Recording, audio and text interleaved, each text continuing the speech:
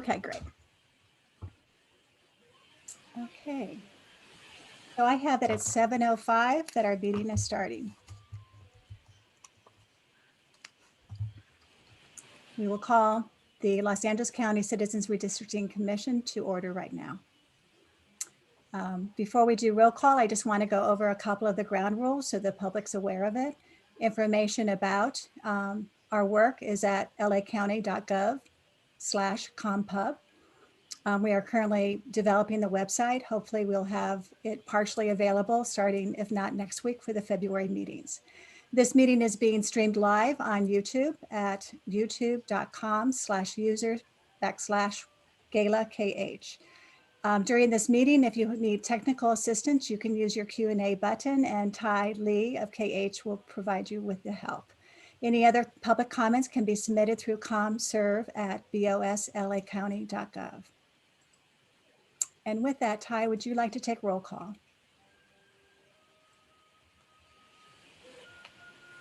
So good evening, everyone. Welcome to the Second County of Los Angeles Citizen Redistricting Commission regular public meeting for 2021. Today is January 20th, 2021, and the time is 7:07 p.m. I will begin by taking the roll. Commissioners, please be prepared to unmute your mic and respond when your name is called. Commissioner Jean Franklin. Present. Commissioner David Holtzman.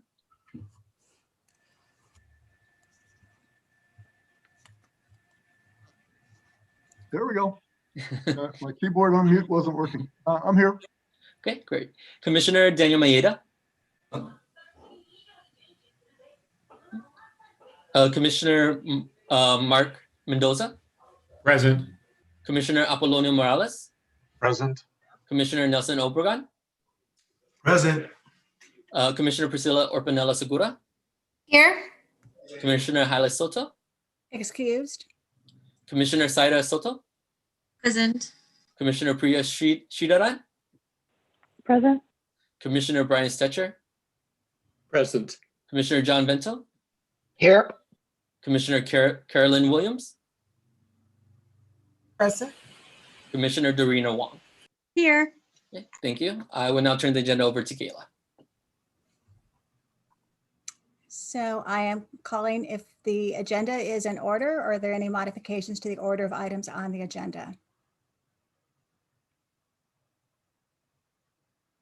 Not hearing any, I'm going to move on to the next item. This is just a general comment for the public. I will announce we have not received any written public comments prior to this meeting. On matters not on the agenda, if you wish to speak, use the Q&A button as though you were filling out a public comment card. You would type in that you want to be a speaker, your name, and your organizational affiliation. If you're on the phone, press *9 to raise your hand. Once you're called upon, you then hit *6 to unmute and speak. Each person will get 1 minute. When you speak, do share your name and affiliation at the beginning so people on the phone and on YouTube and that know who's speaking. And if you feel comfortable, do make yourself video visible. If you do not wish to speak, but you have some public comments you would like to make, again, use the Q&A button, provide your name, your affiliation, and write the comment, and we will have that read aloud. Ty, do we have any public comments to be submitted? There are currently no public comments. I don't see any either. With that, we will proceed. And the public, again, you'll have opportunities when we go through our action items to provide public comment as well. I've already noted there's no written public correspondence to share at this time. The minutes were submitted for the meeting of January 13th. Discussion, questions on the minutes? So Commissioner Holtzman's hand is up. Hi. I think these minutes were just posted for the public today. So I think that doesn't really give much notice. Didn't even give much notice for the rest of us to review them. I mean, I had time to review them, but I think maybe we should wait till our next meeting to approve them. If you'd like to take corrections offline and then submit a new version, that could work. But the notice was very short. I was The looking minutes- for the minutes online every day and I didn't see them until today. The minutes were part of the packet that was posted on Friday. It was not available online on Friday. They were provided to the BOS office and I received confirmation on Saturday that they had been posted. They showed up as posted on the Commission Service websites as being posted today. That was part of an updated package because there was some redlined track changes you had submitted with the bylaws, so that had been added to the packet. I don't know where you're looking. I'm sorry, I don't know where you're looking for this because I'm going to the Commission Services search page and searching for agendas and minutes, and I didn't find anything that was dated between the 13th and the 20th for this commission at all. We have Twyla Kerr from the office. They were provided on Friday and I had confirmation they've been posted. The minutes could be continued on to the next meeting if the commissioners would like more time to review them. Did any other commissioners get them before today? I see Commissioner Soto's hand went up, Commissioner Franklin, Commissioner Stetcher's hand. I see didn't several know, hands Drew. that want to speak. Commissioner Morales. Did you want to speak, or Commissioner Orpanella Segura? Just that you're raising your hand that you saw them. Maybe Ms. Kerr can, share her screen and show us how to find them online, because maybe I'm going to the wrong place. And I also sent them out to all the commissioners as a PDF. Because again, I know it's sometimes difficult to find the things on the BOS website, which is why we want to have our own CRC website. But I had also sent them out as a PDF file to all the commissioners. The exact same item that had been given to be posted. Yeah, I'll look in my directory meeting materials. So Commissioner Holtzman, what I can do is reach out to you tomorrow upon your availability, and I can walk you through how to find the documents on Okay. the publication site. Because Correct. the agenda was posted and with all the supporting documents. Will that help work for you? Yeah, I just want to make sure the public had enough of a chance. Okay, I will give you a call tomorrow and then we can walk through it. Were the minutes posted separately or were they posted as part of? It was part of the packet. It's Like bundled. when you open the agenda, it was part of the supporting documents in the attached to the agenda on the commission's publication site. Okay, I guess in the future, it would probably be best for someone to circulate the draft minutes to all of us so we can have input before the meeting and then publish the minutes.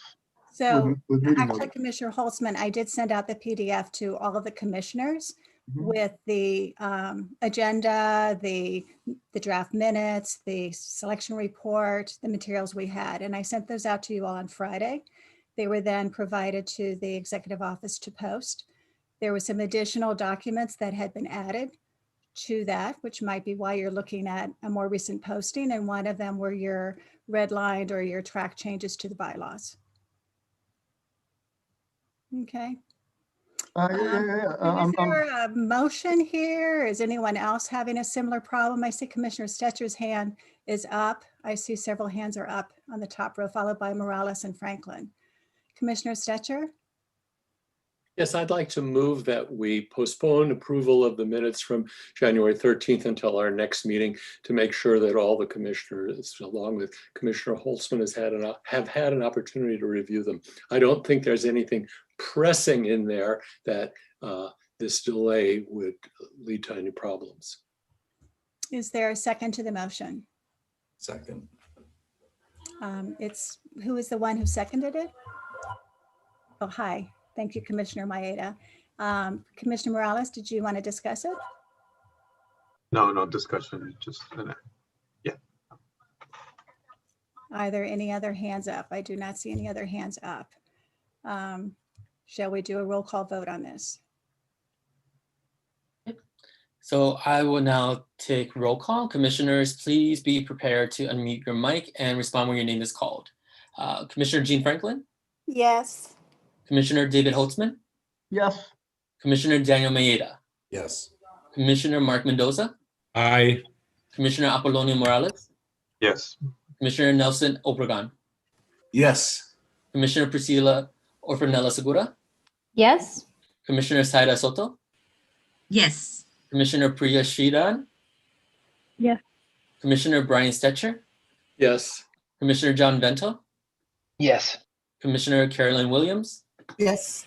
Commissioner Dorina Wong. Yes. Motion passes. So And- I will resubmit those with the next agenda again, and that should give you plenty of time to review them. Commissioner Orfanella Segura's hand is up. Yes. I'm sorry, I think that's by mistake. Let me go ahead and lower my hand. So with that, I will move on to the next agenda item. And again, this is just for general edification for the public. What we're going to do with each of these action items is the item will be introduced. Staff will present a staff report or a PowerPoint, or in the future, we may have subject matter experts presenting to you. You can ask clarifying questions of the staff during or after the presentation. We will then open it up to public comment. Public comment will then be closed, and then you can continue to discuss, debate, and vote on any of these action items. So for the public, they should actually enter the action item itself, the number, when you want to make a public comment. And again, I'd gone over these instructions at the start. You would use the Q&A button at the bottom and indicate you want to be a public comment speaker, the agenda number, your name, and the affiliation. If by phone, you press *9 to raise your hand. When you want to speak, you then hit *6. Again, we're going to give 1 minute to the public for these comments. And if you do not wish to speak, you can still enter your comment into the Q&A button and it will be read aloud. And with that, we're going to move to item 6A, discussion of possible adoption of bylaws. It's a continuation, and I'm going to stop sharing my screen and turn it over to our independent legal counsel, Holly Watley. Thank you.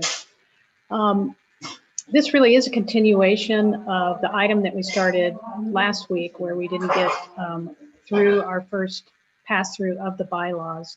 And so the general direction I'd received from the commission was to simplify them and shorten them.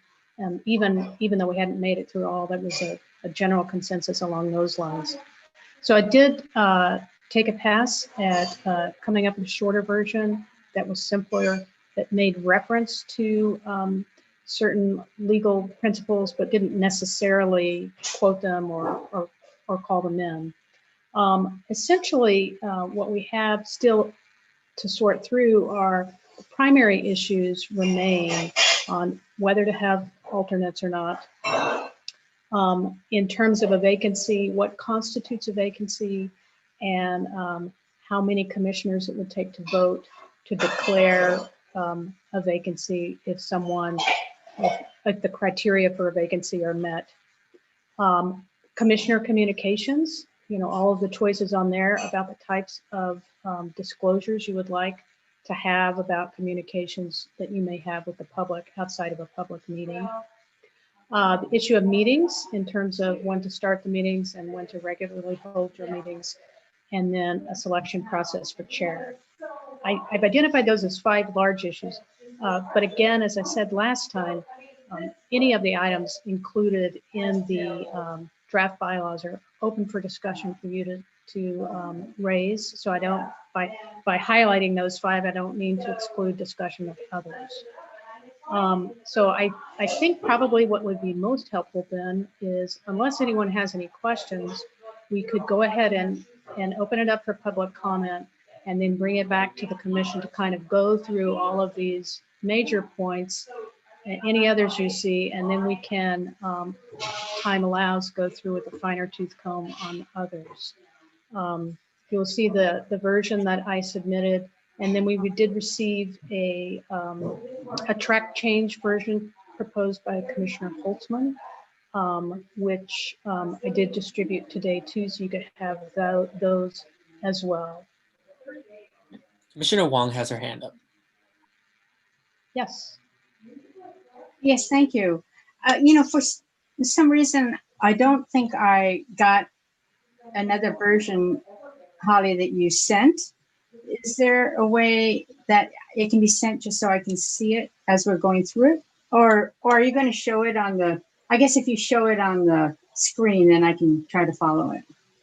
Are you speaking about the track changes version that was circulated today? Or are you talking about Well, the one I that saw went out with one the that- agenda? I saw one that the Commissioner Holtzman, you know, that you sent today. I've seen that. I guess I didn't realize that your edited version was attached. I guess I couldn't find that edited version for some reason. Is there a way? I do have it available so that when we get to it, I can display it on the screen. And also, if we have any public comment that's coming in now, while that's coming in, I can quickly try to shoot you an email. Yeah, that would be helpful. Thank you. Sure. Commissioner Mendoza has his hands up. Yeah, I think there's, excuse me, an open mic somewhere. It's a lot of background noise.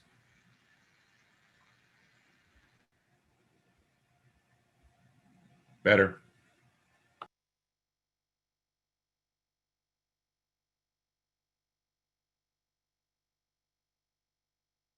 So do we have any public comment on this, Ty? There are currently no public comments on this. Oh, one second. We have one from Kiana Manfar. Would like to give a public comment. If Kiana can specify whether or not they would like to make a public comment on this agenda, on this item.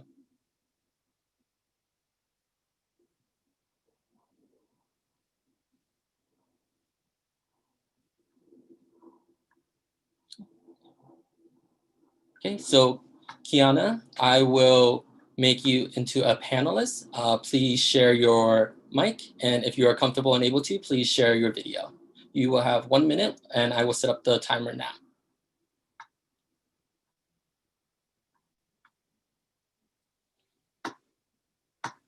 I'll also just mention Kiana is the one that invited you to the workshop that Common Cause is doing.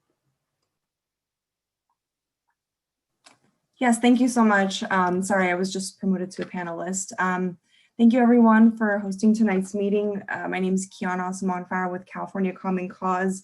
I just wanted to share our thoughts on the proposed bylaws. Firstly, I wanted to say that we are working on providing suggested amendments to the proposed bylaws via letter because we wanted to compile them all into a single letter.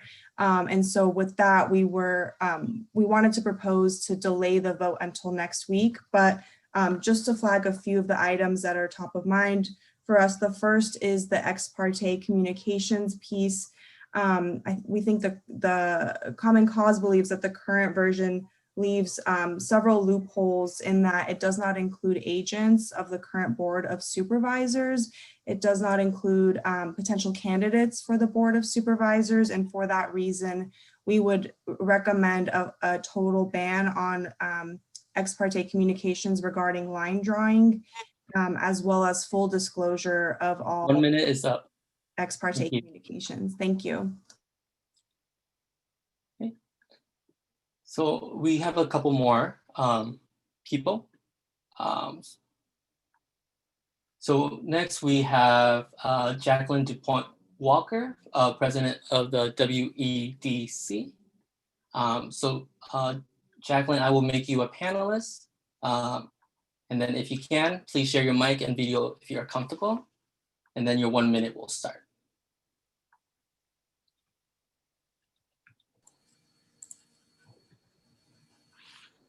Has it started? Yes. Thank you. Thank you for your service as commissioners. Having done this, it is not only a joy, but it is a responsibility and an authority that we really hope you take very seriously. I want to also comment on the bylaws and comment on the time for speakers. When someone takes the time to try to convey their thoughts, they're not always skillful enough to do 1 minute. And so I'm hoping that you will consider a minimum 2 minutes and not reducing it, even if you have hundreds of people who come, because your decisions impact us for a decade. And it's very important for people who take the time to be able to convey that to you.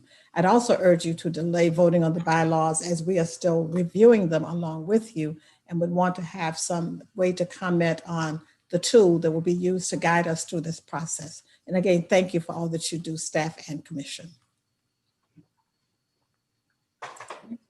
So next we have,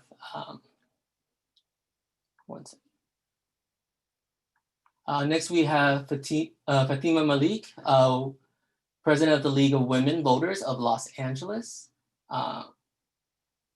I'm sorry, would like to make a comment for agenda item 4. So I believe another one. Alejandra Ramirez Zarate. I'm sorry? Actually, Ty, agenda item 4 has already occurred, so maybe we need to confirm if Fatima would like to speak on this particular item. Maybe she could, or he could enter clarification.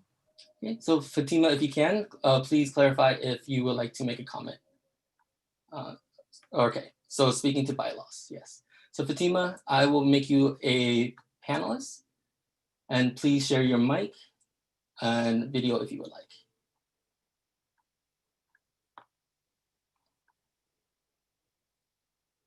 Okay, and you will have 1 minute. Okay. So Fatima, if you can. Okay, I'm all set. Thank you. I'm Fatima Malik, President League of Women Voters of Los Angeles County. As our core is transparency, we feel that notification of all meetings and equal access to make public comments are essential to this process.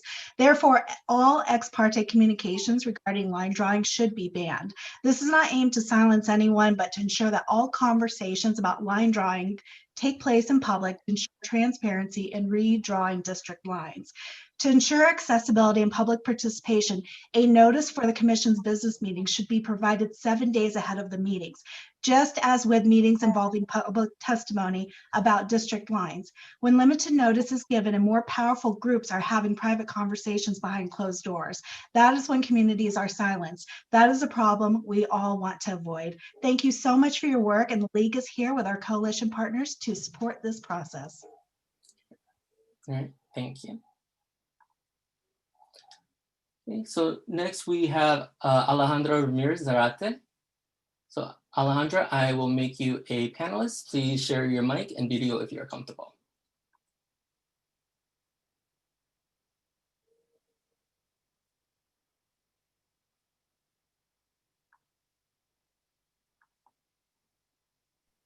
There we go. Okay, thank you so much. Good evening, esteemed commissioners. Buenas noches. My name is Alejandra Ramirez Arte with Western Project California. And to follow up on previous comments by my coalition partners, I wanted to share our thoughts on as it relates to the proposed bylaws. We would like to, again, strongly encourage the commission to allow a minimum of 2 minutes for public comment on each agenda items and also for non-agenda items, with no option to decrease, only the ability to increase public comment by the chair. This is incredibly important for communities of interest testimony when the commission does host public hearings seeking public comment on this piece, especially when considering that in a language other than English, it may take more time to speak, to say everything you need to say within 1 minute. As it is, it takes longer to introduce yourselves in any other language that's not English. So we urge you to consider this. At the same time, we hope you continue to see us as partners on this, and we thank you for your consideration. Okay, and so there's currently no other public comment.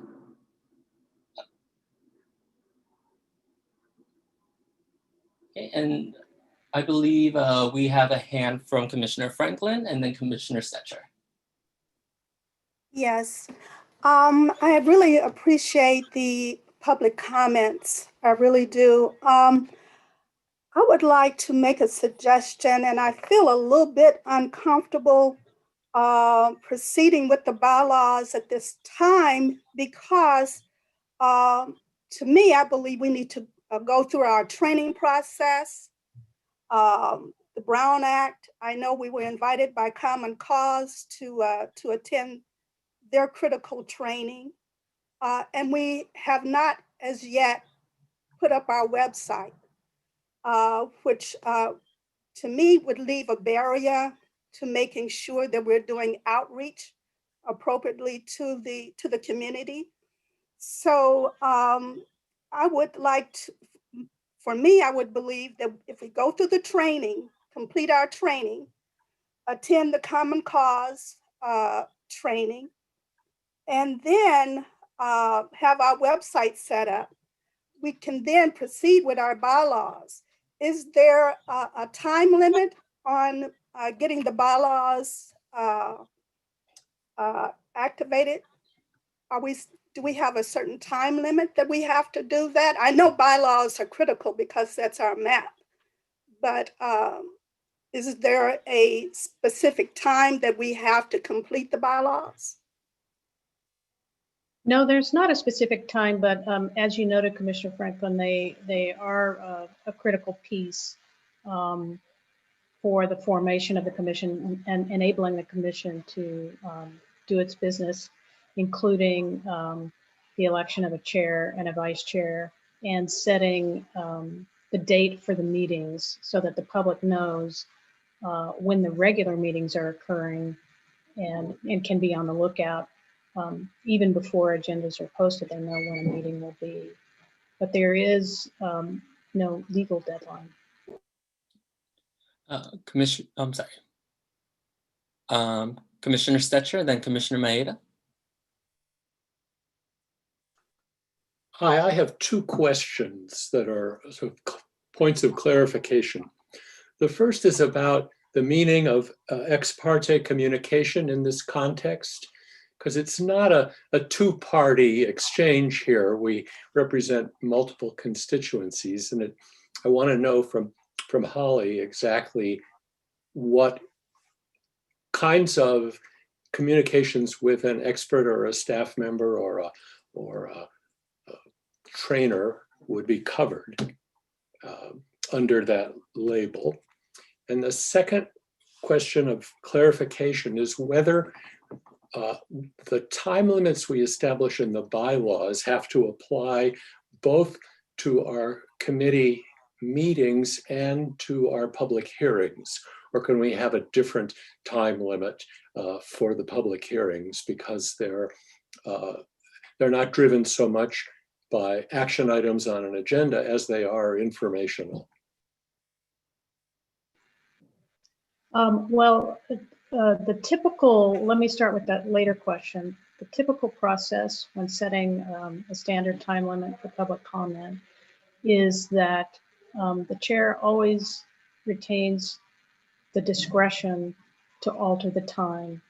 And that usually is done when there's a sense of the number of commenters on any particular item, or in the case of a public hearing, how many people there are there who want to speak. So you can imagine if you had, there might be a different time limit that's considered if you had 30 people that appear versus 300 people. And so the law does permit the commission, the chair of the commission to make a decision in that moment to efficiently run the meeting while at the same time getting that critical public input. In terms of the term ex parte communication, in the draft I prepared, I didn't use that term. In the version Commissioner Holtzman has prepared, he does use that version, that term ex parte. The version we circulated earlier just spoke about any conversations you have outside of a public meeting with anyone other than staff regarding redistricting. So the task was essentially, if it's other than staff and it's outside of a public meeting and it's about redistricting, that would be the trigger for disclosing it under whatever procedure you might consider. I don't know if that answered your question. Okay. Commissioner Maeda, then Commissioner Holtzman. Thank you. Like Commissioner Franklin, I too appreciate the public comment, especially when they're coming from folks who do have experience in this area. I am, given that we heard that at least one of those entities, one of those persons, plan to provide written comments or would like to provide written comments on the bylaws. I think it would be preferable if we could, not approve the bylaws at this meeting, but perhaps hope to and plan to do it perhaps next week. But I do think it's valuable. We have this time set aside. It had been noticed that we were going to discuss it. We have various versions. I think we should proceed with discussing them in some detail, but not lead to a up and down vote of the bylaws. That would be my preference. With regards to time limits, there's nothing that, as I understand it, there would be nothing that prevents us from having a default of, let's say, 2 minutes, but then in terms of time period for comment, but then have the chair in the chair's discretion to limit it to 1 minute or expand it to 5 minutes, whatever, depending on the circumstances. I think that'd be appropriate. Commissioner Holtzman, then Commissioner Shidaran. All right, so one thing I think would be helpful, just a quick anecdote, and then I have a question or two. But in terms of the definition of ex parte, the way I was taught to understand it, it's one-sided. You're only talking with one side of a case or a dispute or whatever. And the way I remember that is that apparently there's like an old historical novel, I think maybe The Last of the Mohicans or something like that, which starts with a scene where somebody is cruising through the woods on a horse really fast and trying to make the horse go really fast, and is kicking it with a spur on a boot, with a spur on it. And it's described in the novel as, ex parte kicking of the horse or ex parte ministration. So just think you're only on one side, ex parte. Anyway, I hope that's helpful. I've been subject to bans on ex parte communications before. The other thing I just should ask right now, I think, is if the public has seen this suggested version of the bylaws that I put out, either in red line or no red line form. And if not, maybe we could, post the no red line form or both forms between now and as soon as we can, so we can get input from the public on that too. So it was just added to the posting today. So this would be short notice, Commissioner Holtzman. So we could re-include in the next packet going out as well. Okay, and I just think it might be helpful for people to read it without the red lines, just clean. We could provide it that way as well. Appreciate it. Thank you. Commissioner Shidaran. Thank you. I concur with Commissioner Mayette. I, first of all, very much appreciate the public comment. Just insightful and kind of helping us shape the contours of the discussion on various, essentially the pieces that are going to be most important to have bylaws that truly promote transparency and public participation. I'm trying to think how we can move forward today, right, to make productive use of our time. My first thought is, Council has provided us kind of an overview. There are sort of 5 clusters of issues to discuss, right? So maybe we just need to start moving systematically through those 5. Spend like a minute to identify any others that need to go on the list, but at least start with the 5, right? And try to make progress. So I guess from my perspective, I don't know that we necessarily want to spend public meeting time and the public's time wordsmithing. I think we need to sort of identify, what are the bigger picture issues on each of these 5 areas or these 5 topics, and have discussion about it, perhaps direct council and staff to revise and draft on the basis of the discussion. And then we have a draft to look at, and frankly, the public has a draft to look at and to respond to. I'm not in a rush to create the map to the extent that it would not enable us to really incorporate public input. But I also don't want to take several more meetings to do it, because I think the uncertainty is actually going to breed more frustration and less access over time. And I think, we want to make sure we leave time, for example, to really get granular about the public outreach plan, I think that's probably where our time is better spent than sort of deciding whether a code section reference goes at the beginning of a sentence or an end of a sentence. We could probably, there's several of us are lawyers and probably have opinions about it, but I think, I just want to make sure we're leaving time because the year is ticking away. So anyway, that's just my thought in terms of how we move forward today. Commissioner Williams. I just wanted to make sure I added my comments to the fact that while we have the bylaws on the agenda for today, let's use the time to do that and not put that off. And I like the idea of looking at the areas that we've highlighted and to make some movement on that, because I think the bylaws are important because they are a roadmap for us as we conduct. That's how we will conduct our meetings. So I think it's important that we go ahead and try to take care of that.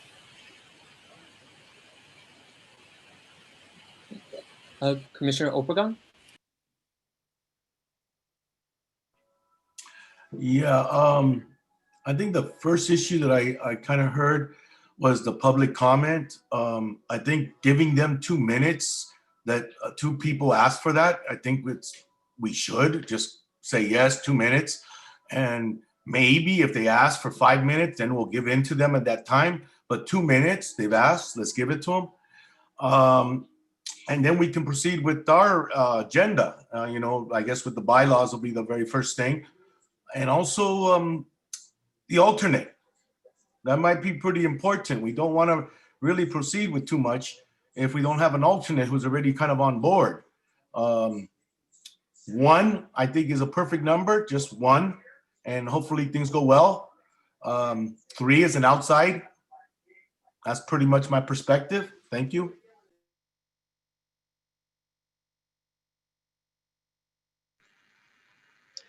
If I could make a suggestion here is we could either start with alternates or we can start with the time for public comment.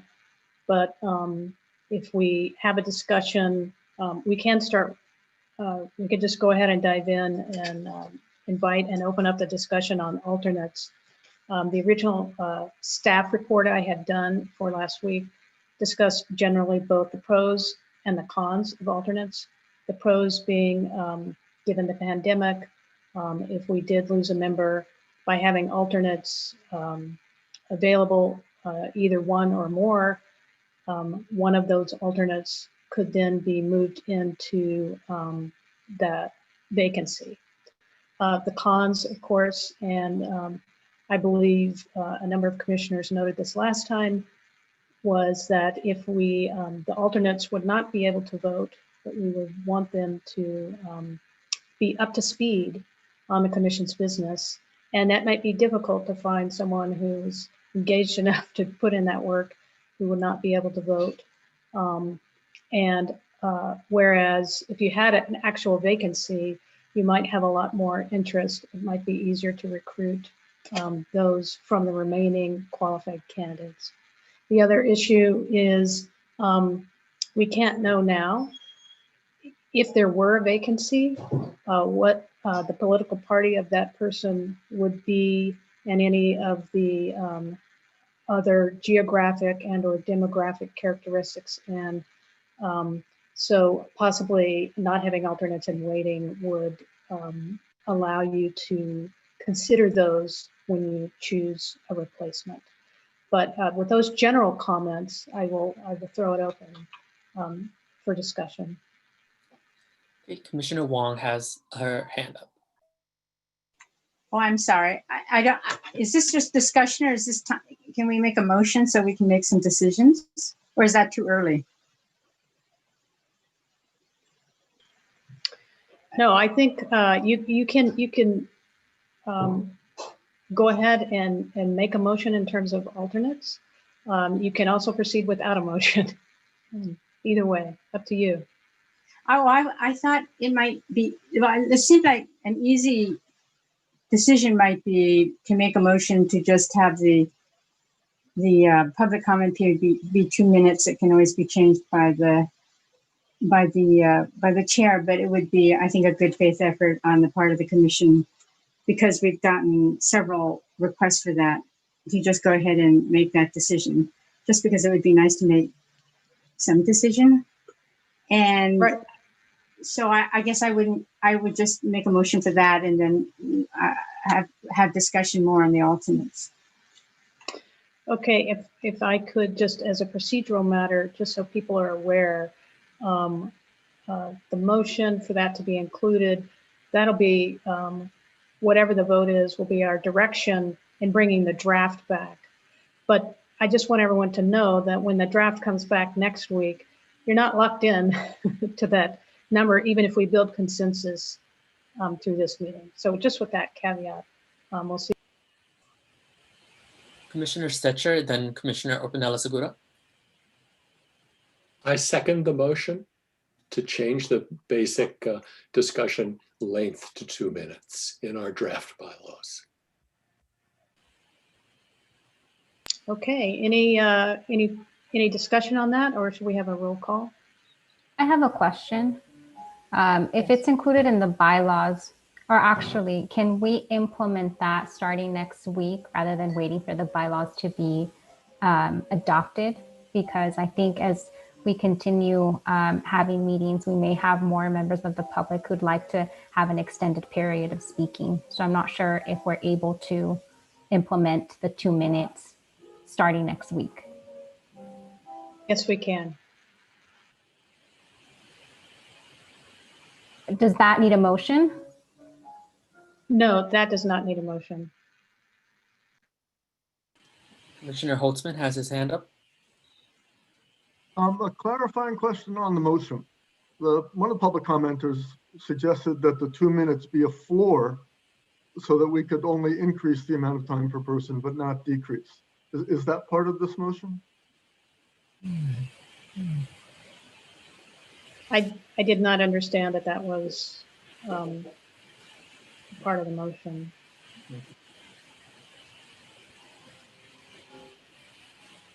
Commissioner Obregon has his hand up. Yeah, I suggested 2 minutes and to go with that as the motion that we could accept. And if there's further need, maybe we can change that. But right now, allowing 2 minutes is a good faith effort. Thank you. Commissioner Williams. My question is, doesn't the chair also have the, I guess, the authority or the option, if need be, to change that? If it's 2 minutes and we've got 20 people, the chair can limit the amount of time. Isn't that included in the bylaws? Yes, it is. The current version of the bylaws does give discretion to the chair to lengthen or shorten. Okay, so if depending we go on with 2 minutes and there's an option, there's a time where we may need less time, or we've got so many people waiting, the chair can then use his or her discretion to limit the time. Okay, so with that, I would like to go with the motion too.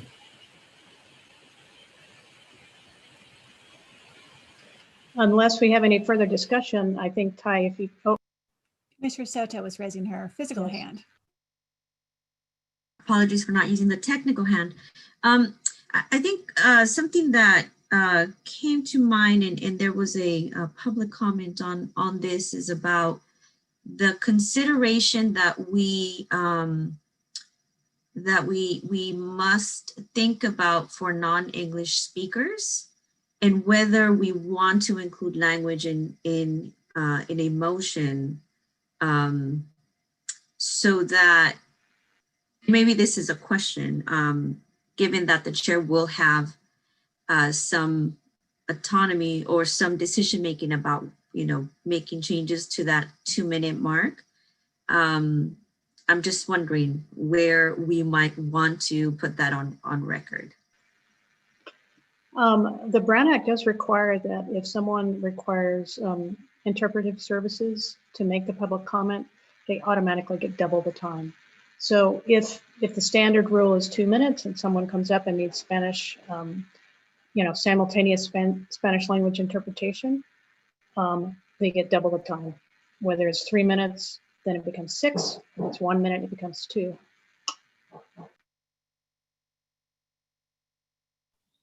Commissioner Wong has her hand up. That's great that it's part of the legal requirement in the Brown Act. Perhaps we could include that in the bylaws just so the public knows that the public knows, because oftentimes the public doesn't know what the requirement of the Brown Act would be. But I think it is an important statement to the public so that they know if this is a non-limited English proficient speaker, that they have time, there's time for interpretation as well. So I would amend, I guess, my motion for that 2 minutes for the speaker and 2 additional minutes for non-English speakers. And well, with that amendment that's provided by Commissioner Wong, do we have a second to that amended version? We have a second from Commissioner Stetcher. And unless there's any further discussion, we can have Ty do a roll call. Commissioner Maeda has his hand up. Oh, sorry. My I was just apologies. gonna second and speak in support of the motion, but I think we can proceed at roll call. Okay. So I will now take a roll call. Commissioners, please be prepared to unmute your mic and respond when your name is called. Commissioner Jean Franklin. Yes. Commissioner David Holtzman. Yes. Commissioner Daniel Maeda. Yes. Commissioner Mark Mendoza. Yes. Commissioner Apolonio Morales. Yes. Commissioner Nelson Obregon. Yes. Commissioner Priscilla Orpanela Segura. Yes. Commissioner Saida Soto. Yes. Commissioner Priya Shiraran. Yes. Commissioner Brian Stetcher. Yes. Commissioner John Vento. Yes. Commissioner Carolyn Williams. Yes. Commissioner Dorina Wong. Yes. Motion passes.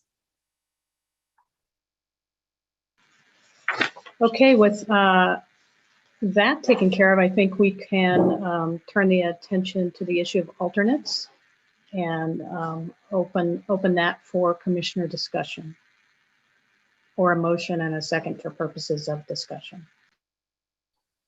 Commissioner Maeda. So last week I spoke and indicated my support for having alternates. I've been thinking about it, and I still think we should at least consider 1 or 2 alternates, but I am beginning to be persuaded that having a large number of alternates, especially if they don't have a vote, even if they have participation, we're asking them quite a bit to be at the meetings and so forth. And so I would still want to consider 1 or 2. The main reason for that, in my view, is to ensure that we have at least 1 Republican alternate, because I'm concerned that if we lose a Republican on the commission, then that will, it would not reflect well, or it may give people the reason to think we're not making a just decision. So I would want to at least have that opportunity. I understand we can always, if there's a vacancy, go back and try to recruit someone else. My sense is, a lot of us have done a lot of work to come up with folks that we think are really qualified, and we understand some of them are interested potentially at becoming alternates. I think we should seize this moment and go ahead and appoint a couple of them. Commissioner Williams, then Commissioner Stetcher. Please unmute. Yeah. Commissioner Williams. Okay, I raised this at the last meeting, and I want to continue to strongly suggest that we have a pool of alternates, because my concern is we've got we're trying, the county's diversity is reflected in the commission. That includes so many Democrats, Republicans, and no party, but it also includes the number of females and males, age range, and ethnic breakdown, as well as geographic breakdown.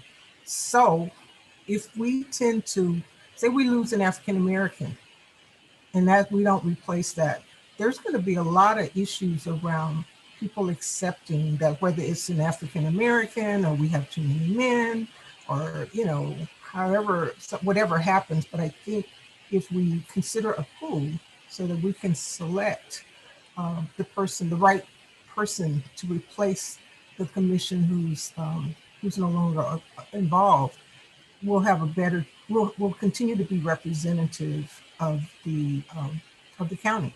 I think, when the first thing I looked at are some of the things that jumped out to me when I was looking through a summary of who had been selected.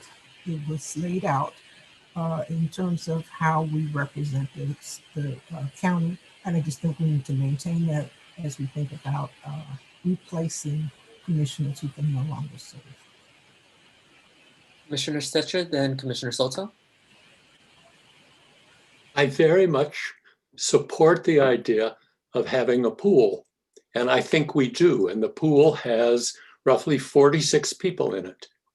Those applicants who met the screening criteria and were not selected. And until we have a vacancy and we know which aspects of representation are missing, I don't see how we can reasonably prepare for a vacancy. I like the idea of having a process in place that would allow us to fill a seat from the remaining qualified applicants based on the situation that may arise when one or more commissioners is unavailable. I can't imagine how we can pre-guess what features we need in our alternates. Commissioner Soto, then Commissioner Orpinala-Segura.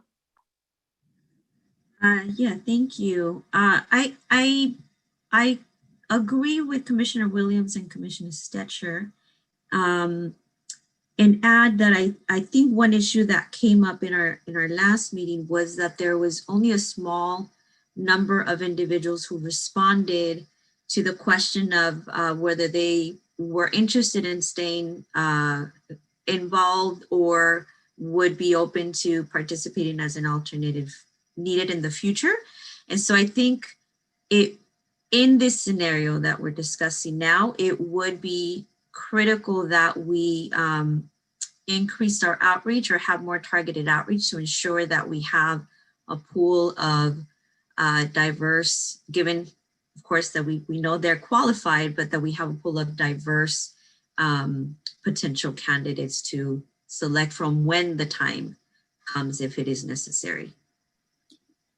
Commissioner Orpinala-Segura, then Commissioner Franklin and Commissioner Williams.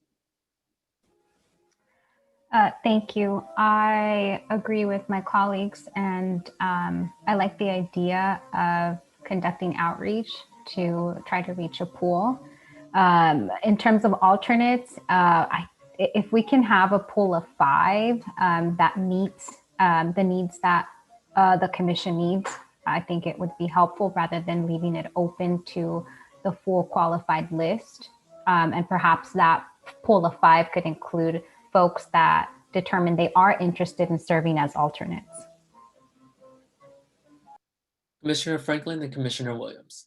Yes, I do agree with my fellow commissioners, Commissioner Williams and Commissioner Stetcher.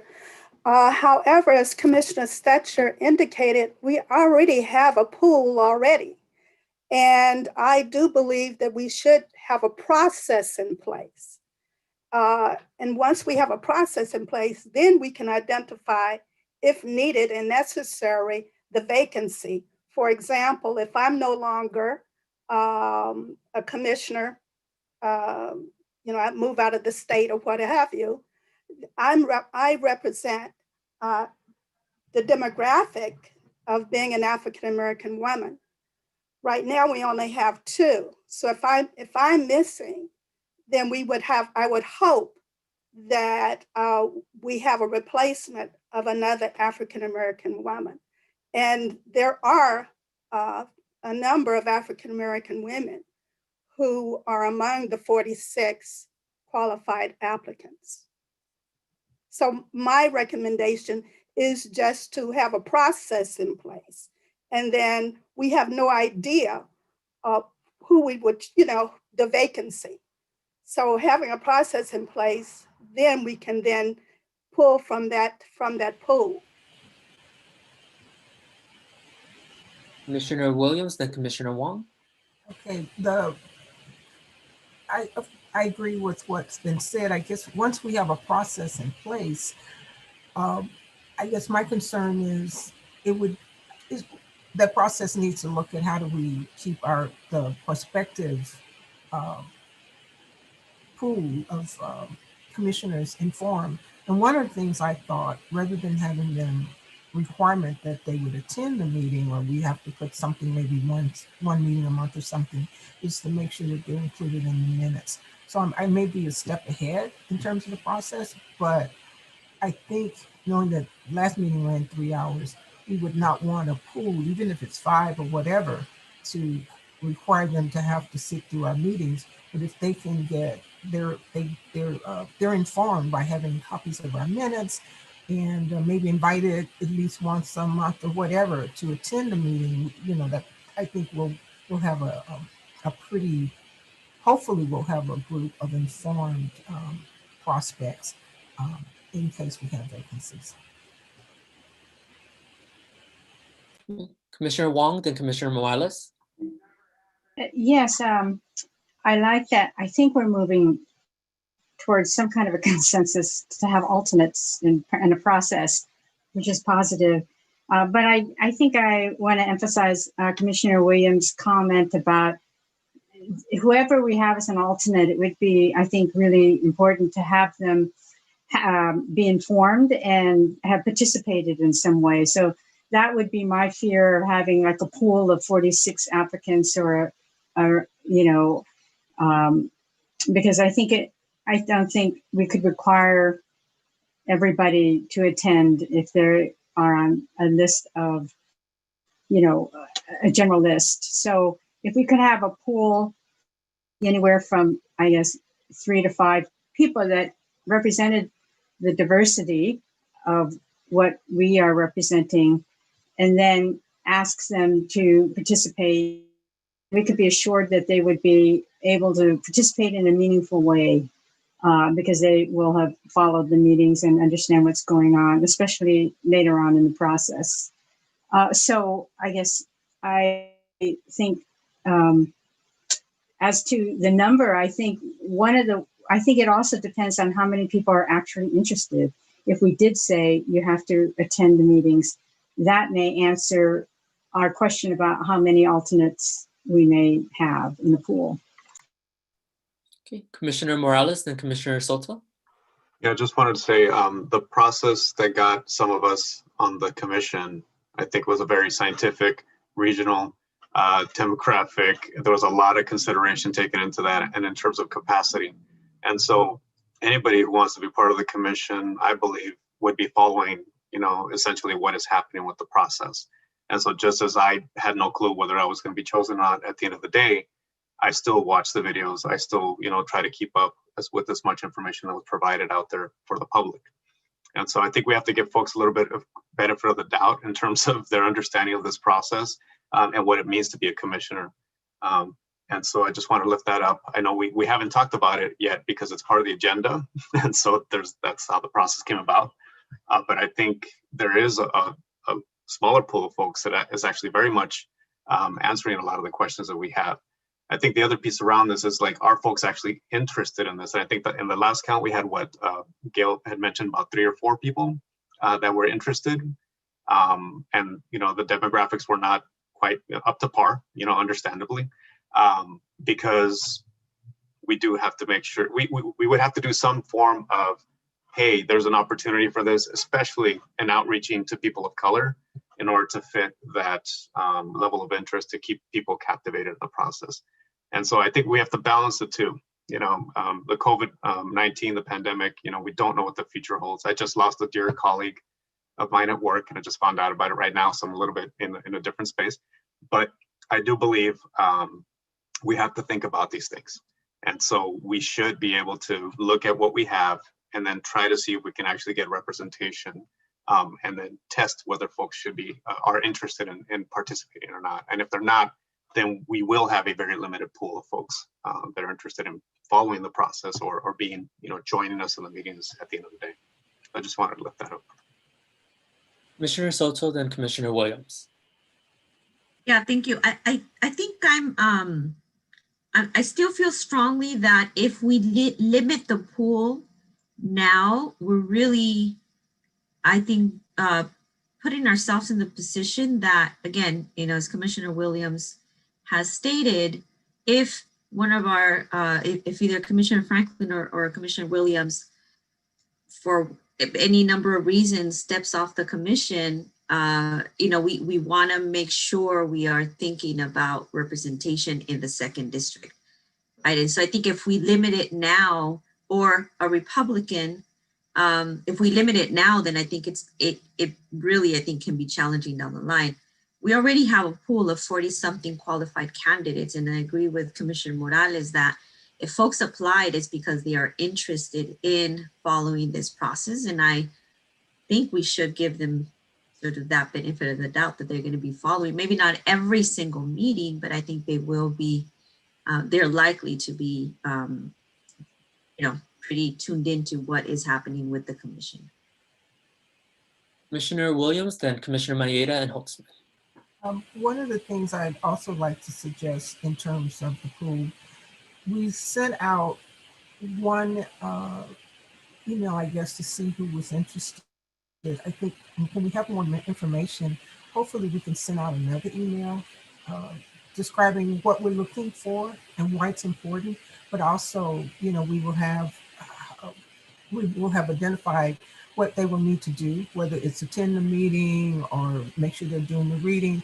But I also think we need to consider that they'll be able to do the training too. So I know some training, once they're selected, that's within 60 days, but there's some training out there that some people are doing anyway because they're interested in the area. And so some of our prospective commissioners might also, it would be nice if they would know about the training and have the option of attending too. So that way they're even further along in the process once they are needed.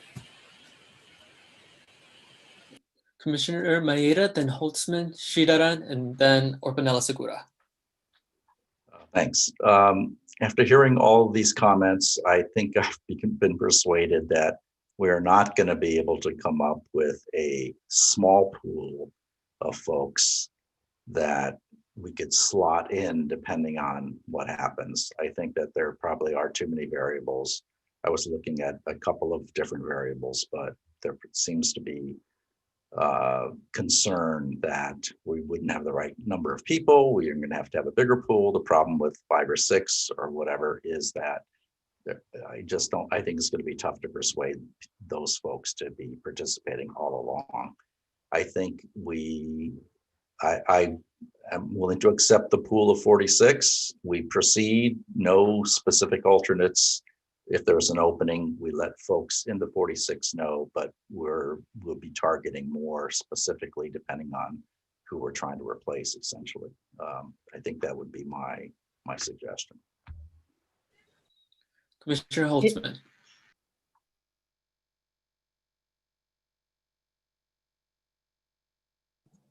So,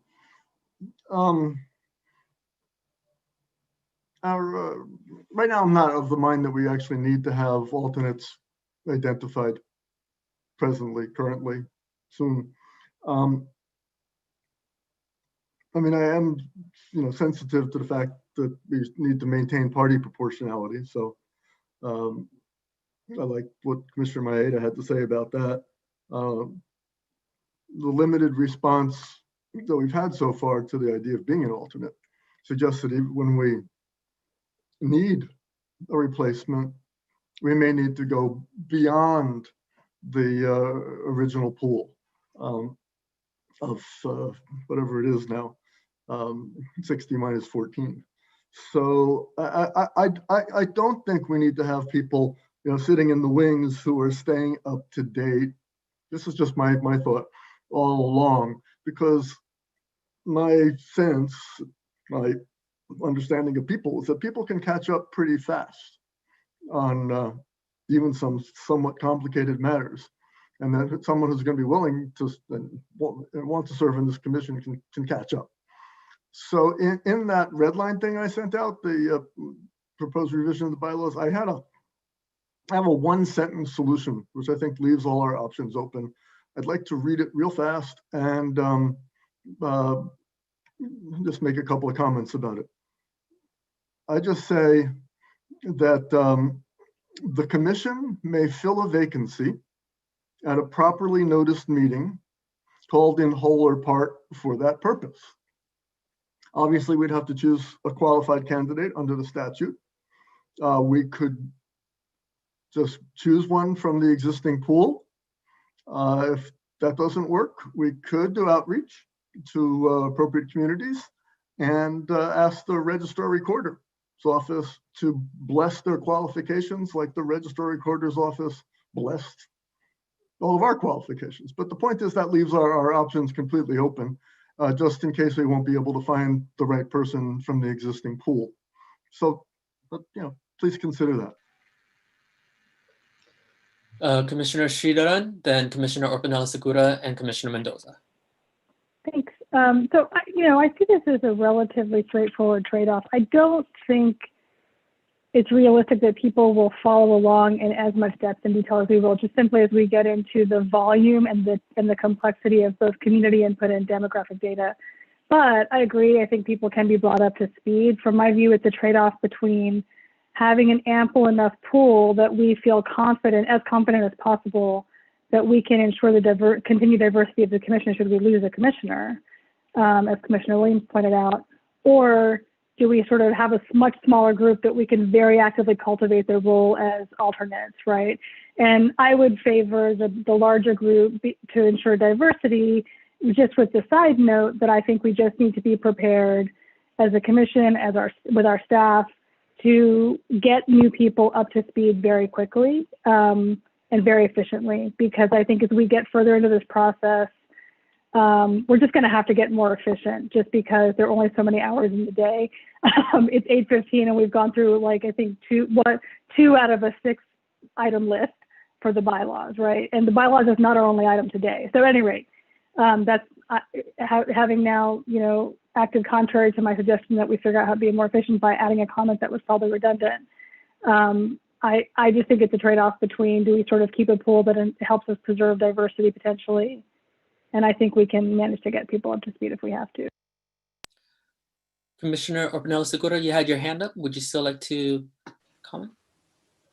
No, thank you. I have similar comments as the other commissioners. So I will save my comments. Thank you. Commissioner Mendoza, then Commissioner Stetcher. Thank you. As one of the newer commissioners, just listening and coming away realizing just how astute and my fellow commissioners are, and very much critical thinkers and varied thinkers as well. I mean that in a complimentary manner. I was looking at, I believe we all received it, the bylaws and operating procedures for the County of San Diego. They don't have all alternates. They're going to make a decision about bringing somebody else in should it become necessary. Now, that's not to say or suggest we should do what they do. But I also think that this process of making a selection is arduous, and you all have been through it. Some of you more than others. And at such time there is, and I think Commissioner Franklin pointed out that there is a vacancy, then at that time, I think the resources, the brain power will be directed at what the best course of action will be, i.e. who should be selected, and with all the criteria and the thinking that goes around it and all the what's gone on to this point in time thus far. And there's already been a lot of discussion today in the last many minutes about how that should take place. And I think that's all fine and well. But I think Commissioner Schechter early on talked about very eloquently how we might do it. And if he brings that back as a motion, I'll definitely second it. Commissioner Stetcher. I'd like to propose a motion that has 3 parts to it, and I hope I get these right from memory. One is, if there is a vacancy, we try to fill it with a qualified candidate who represents the same characteristics as the vacant commissioner in terms of, to the greatest extent possible, in terms of gender, ethnicity, geographic location, age, and there was a 5th characteristic and party. That we look first to our pool of applicants who were judged to be qualified and try to find the best person from that pool. And if we can't find anyone from that pool, then we go outside. And the 3rd piece is, in order to ensure that we have people in the pool who might be interested, we make some effort to keep them engaged by distributing minutes of the commission to members of any member of the pool who expresses an interest or is willing to receive them.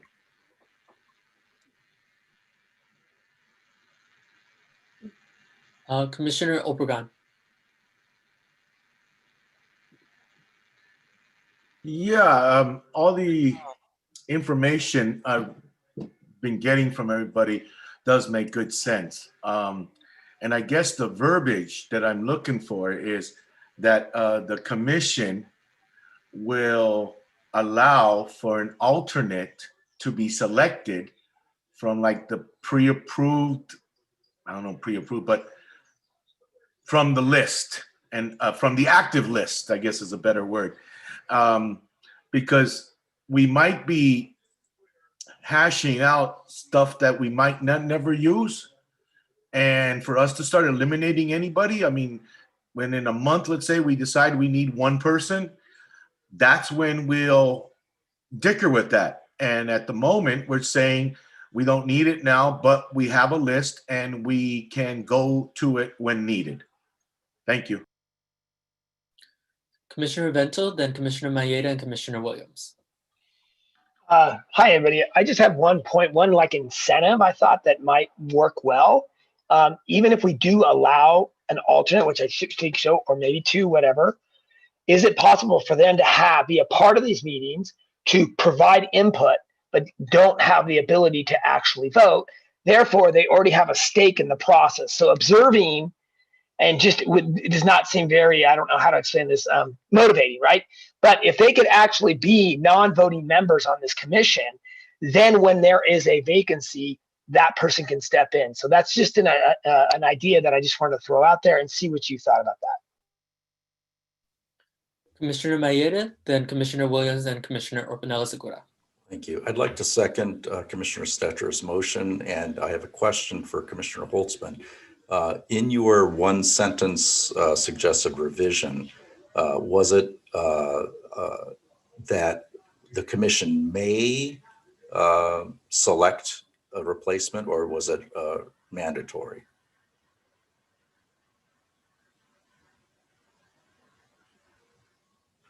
I'm trying to unmute. There we go. Would you like me to answer that question now, or wait till it's my turn to speak? I would like to hear the answer. Okay, it says may, and it's not mandatory. May fill a vacancy at a meeting called for the purpose. Okay. I did that partly so we're not required to get it done in a particular timeline like San Diego is. I did this just to leave all our options open. Okay. Can I just reclaim my time? Sorry. I agree with that approach.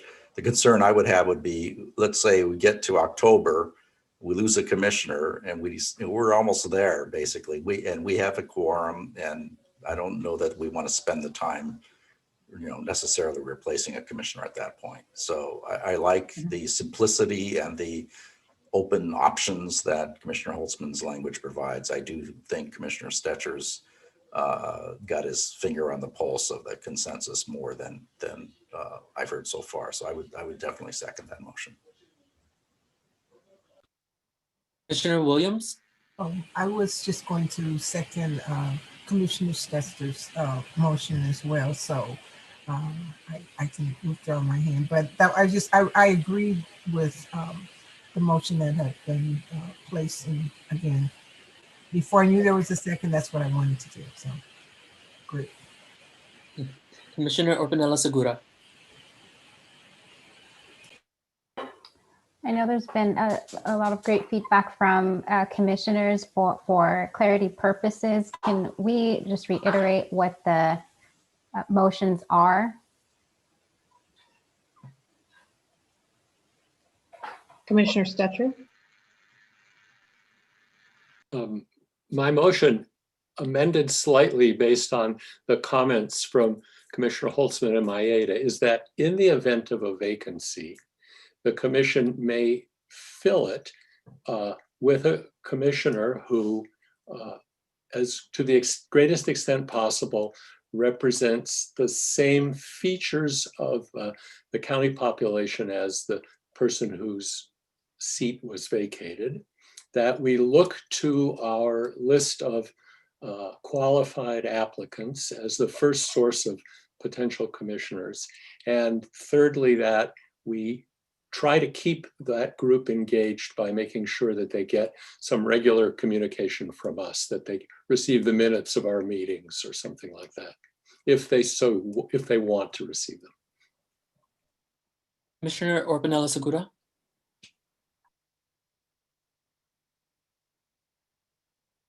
Sorry, I'm having trouble with my mouse pad here. Thank you for that clarification on the motion. I just have a question regarding the language in using may fill. Holly, are we required to have a 14-member commission? Well, the commission as originally created is 14 members, but it only takes 9 to have a quorum, and it takes 9 to take an official action. So in fact, we could have, as one of the commissioners noted, we're close to the finish line, and we're down to 13. We could still function as 13 legally. Thank you. And I know there's a second. I'm supportive of it. I'm not sure if any other commissions have other questions or if we can move forward to a roll call.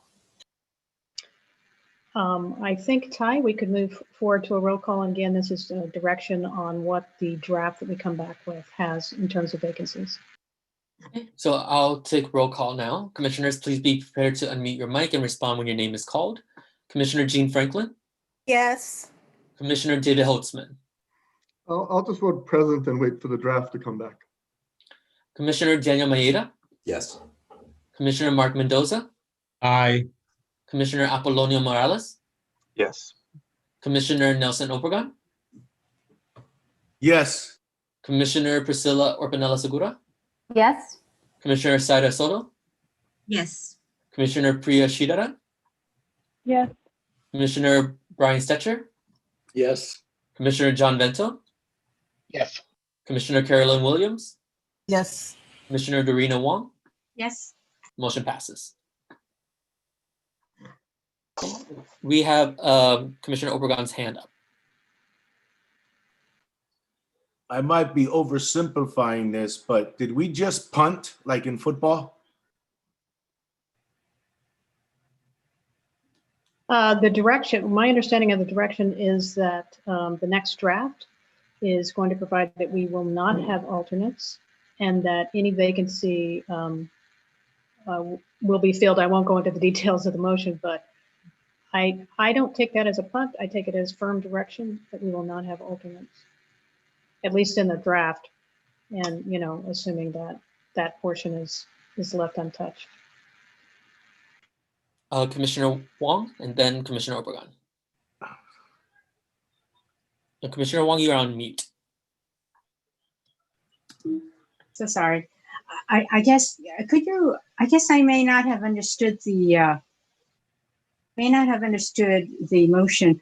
I thought it was creating an alternate process, you know, and a way to select alternates, although it's a may, so because we wanted the option, if it's late in the process, that we wouldn't be required to do so, but that there was going to be a process for selecting alternates. Perhaps I misunderstood it, and I'll have Commissioner Stetcher clarify. It's a process for replacing a commissioner in the event of a vacancy. It wasn't intended to be a process of pre-selecting alternates who would know their status in advance and would follow along if they so choose. Instead, it's a process for filling a vacancy if there is one. Commissioner Obregon. Yeah, what I meant with the punting comment was just that we're not saying yay or nay to the alternate, but we're saying that if we feel a need for it later, we'll go to it, and that way we don't have to do the details of actually having a list and going through that. If we need to, in 3 or 6 months, we might have to, but you know, we are always trying to reach a quorum. So if we go down to 13, there's really no detriment in that. I think we can still proceed. And if we go down to 12 or 11, maybe that's when it'll be a problem, and hopefully we never get there. So yeah, I did mean that we're going to deal with it later, maybe. I'm hoping not to. Thank you. Commissioner Wong.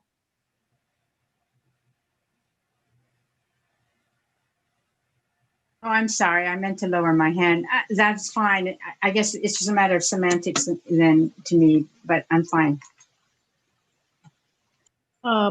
With that, I'm wondering if maybe we can pick potentially possibly a low-hanging fruit on what remains in front of us regarding meetings. The draft bylaws suggested that the meetings would be on the second and fourth Wednesdays of the month, beginning at 7 p.m. And that was based on the early polling that Gala did on folks' availability. So we could confirm that. Also, you might consider whether you might want to start the meeting at 6:30. And you know, on the pros of that are that since there are 14 commissioners, there is going to be robust discussion on substantive matters going forward. It allows more time, and so the meeting won't go as late. Or if it does go late, you've had more time to talk about it. On the other hand, we know and respect and appreciate there are folks here that are working and need that extra time to make the transition from work to commission work. But again, just with that observation, I would throw it open for commission discussion on the days for the regular meetings and the start time.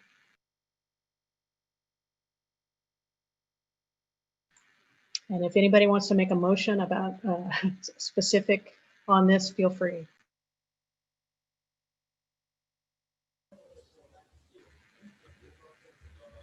Commissioner Maeda.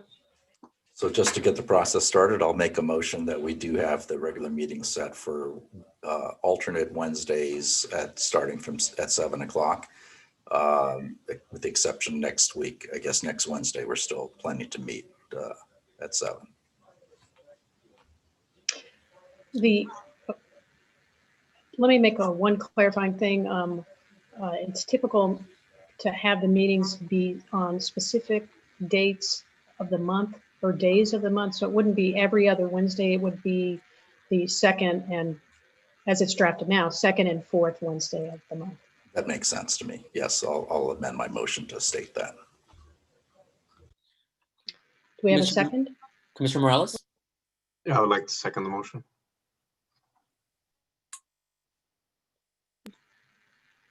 Commissioner Wong, you have your hand up? Yes, could I would like to see if it might be possible, because the evening gets late when we have long discussions. If commissioners might be able to start a little earlier, maybe at 6:30. I understand because I have a long work day myself, but I get a little tired when it gets to be such a long evening. Would Commissioner Marietta, would you be open to that amendment? Certainly, if there's consensus, 6:30 is better, then that would be fine with me. Commissioner Williams, you have your hand up. Yes, I had a question. We will have set meeting times, but say we get really into it and we need additional times. We always have the ability as a commission to add a meeting or maybe meet earlier. We have the ability to adjust the time, I guess, if we need to somewhere down the line. So I'm okay if we start at 6:30, if we have it on the second and fourth Wednesdays, but somewhere I believe that we still have the ability, if necessary, to say we need to meet not just the second and fourth. We need to meet next week too, you know. So I think as long as we have that, that's the part of what's available to us. I'm okay. Commissioner Stetcher has his physical hand up. For some reason, I've lost my mechanical hand. I have a procedural question. Can we have a show of hands on something? Are we allowed to say, for example, anyone who can't meet at 6:30 because of home or work commitments, please raise your hand so we could see how big a problem that is? Yeah, we can do a quick straw poll here. But then when we get to the motion about what it's really going to say, we do need to do a roll call. So with that, a straw poll then, who would not be able to accommodate a start time of 6:30? Who would not be able to? I see 2 hands. Okay.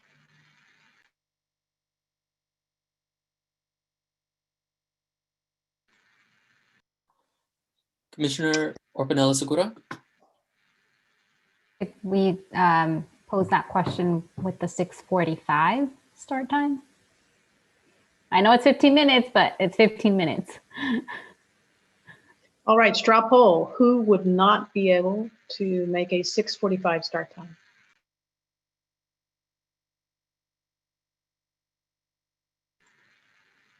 Okay. Yes, Commissioner Mendoza.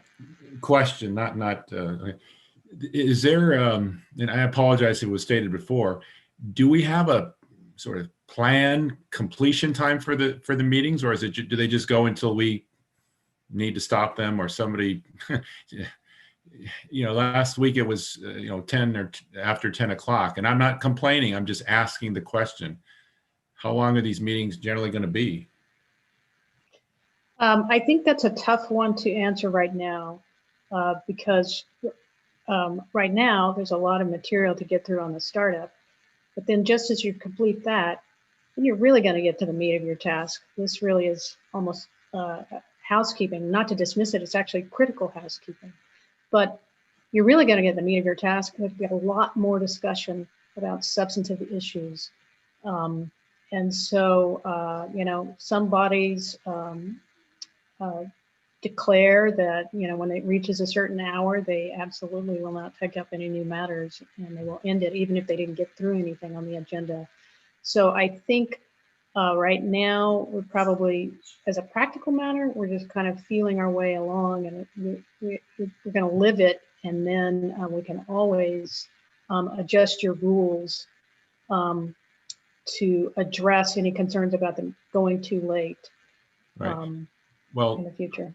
Yes, I'm sure everybody has a lot of other meetings and responsibilities and so forth. And I tend to think that sometimes if you have a 3-hour meeting, then the meeting will always go 3 hours or longer. If you have limited time, things get done faster when they have to be done, more rapidly. There was ample discussion about things today, which is wonderful. I'm just putting that out there. If we know what the limitations are, maybe we'll move a little faster. Commissioner Holtzman? Personally, I would much rather meetings not start before 7. As it is, I'm having a hard time getting through everything. And eating and cleaning up or whatever, and it's going to be staying light later. But that's me. If you need to pull it earlier, the start time, I could go along with the fixed end time, or I could go along with the hashing it out going past midnight. I've been to government meetings that have gone past midnight. I'm a later night person. That's just saying. But if we're gonna have evening meetings, I think getting available is much easier by 7 than it is at any earlier time. Commissioner Orpanela Segura? Just for full disclosure purposes, it's just my personal opinion. I would not feel comfortable going on to midnight meeting. That I just want to be transparent and be fully disclose how my sentiments on a very late night meeting. I'm sorry, go ahead. Commissioner Mayeda. I think that Commissioner Mendoza has a good point in terms of if we know we have a target endpoint that we will be more inclined to try to keep that in mind and try to get things wrapped up. But I wouldn't put it as we're done at 9 no matter what. And even if we're in the middle of a really productive discussion, I wouldn't want to cut that off. So I'm fine with saying, that we would start at 7 and the meetings generally would go to 9, or that would be the target, but that we can, go on beyond that if there's consensus to do so or something, or maybe at the chair's discretion. Where I have seen legislative bodies put an end time is after they have actually experienced repeated late meetings, and then they put in place a mechanism that prevents that. Once they've seen it, once they've personally experienced what their meetings are like. But I believe we are still awaiting a second on Commissioner Maeda's motion, which I want to make sure I stated correctly, was to have it on the regular meetings on the 2nd and 4th Wednesdays of the month. And I believe the motion was for a start time of 7. Commissioner Williams? Second. And unless there's further discussion, we could do a roll call on the direction for us to come back on the draft bylaws on this. I'll take roll call now. Commissioners, please be prepared to unmute your mic and respond when your name is called. Commissioner Jean Franklin? Yes. Commissioner David Holtzman? Yes. Commissioner Daniel Maeda? Yes. Commissioner Mark Mendoza? Yes. Commissioner Apollonio Morales? Yes. Commissioner Nelson Obregon?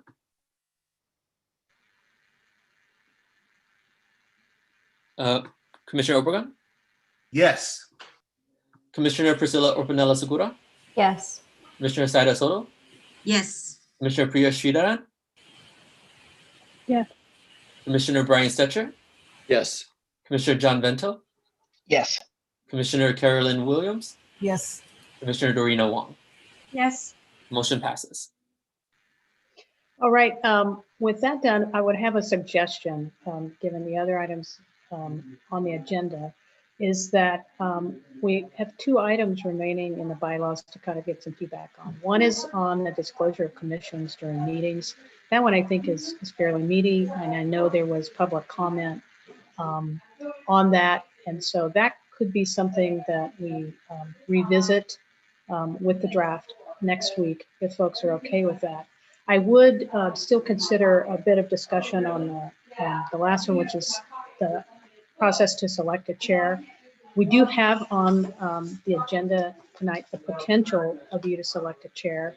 But before we get to that item, there was the draft bylaws on how to select a chair, and on the version that had been circulated earlier was the suggestion that it just be a standard vote.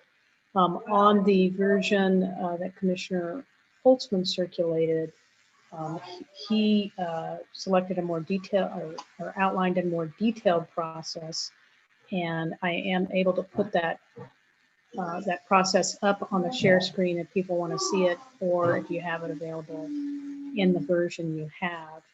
I will note that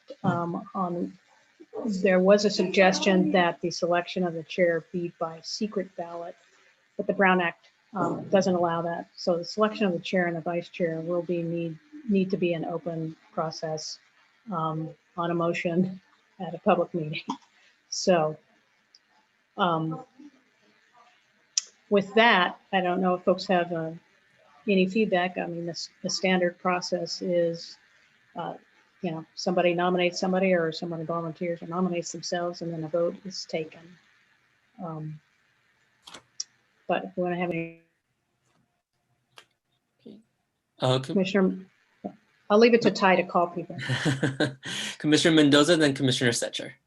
Yeah, my electronic hand for some reason is no longer operable.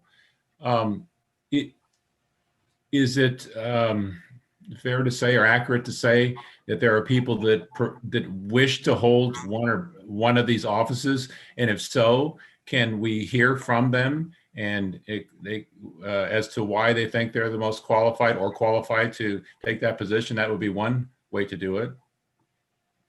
What we could do is, I think you absolutely definitely can do that on the next item on the agenda, which is discussion of possible election of chair and vice chair. So in terms of actually hearing from people that are interested, that should be addressed in the next agenda item. In terms of process, this is the time to discuss that if you want to consider a process that is maybe a little different. Commissioner Stetcher, then Commissioner Holtzman, Maeda, and Orpanella Sakura. I was just going to request that Commissioner Holtzman explain what he has in mind as a slate, because I didn't understand it and it seemed like it was adding a level of complexity that was unnecessary. But I'm sure that's what he wants to do, is explain it. Commissioner Holtzman. Sure, I'll explain it. Before I share my screen and show it to you, I'll just tell you the basic idea. I think the state commission, the state redistricting commission, has decided to rotate chair and vice chair, whatever it is they have. So by a slate, I mean a whole calendar, basically, of you know, who's going to be chair or vice chair when, and you know, so people who are willing to serve in those roles could be, you know, rotated through instead of having one fixed chair for a long time. And it's only an option, right? It's only an option in my version here. So here's my version here. I think you can see it. First of all, we're going to have to Shelby, we're going to have to take the secret ballot part out. Okay, so just take the secret ballot part out right there. Anyway, so if we do elect chair under my version, you'd just a you know, single chair and vice chairperson. I think we're calling chairperson and vice chairperson. We would have 6-month terms. But if we decide by 9 votes, we could decide to elect a slate of candidates to take turns as chairperson and or vice chairperson for specified dates. I just wanted to leave that option open to us in the bylaws. And in that case, whoever is administering the election would have to entertain nominations of slates instead of individuals. And that's all I think I need to say. Commissioner Maeda.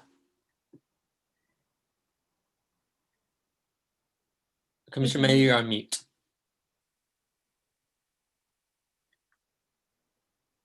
You're muted, Dan. Okay, sorry. I was going to ask Commissioner Holtzman for his explanation as well. I'm not quite sure what you mean by slate as opposed to rotating the chair and vice chair. Did you mean like several people, like 5 people or 4 people? I just mean 2 for each meeting. You know, and just doing it all at once with one vote. The whole schedule for however many meetings in advance we want to do it. Commissioner Orpanela Segura, then Commissioner Soto, and Commissioner Wong. Is this an appropriate time to discuss the duties of the chair and vice chair, or should we select them first? Because if there is an opportunity to discuss the duties, I did have some feedback. No, you can discuss the duties now as well. Okay. I am trying to locate the area in the bylaw, the original draft bylaws that were sent, where it indicates that the chair should serve as the spokesperson. So I was going to suggest to add that line item under duties rather than somewhere earlier where it was listed on the bylaws.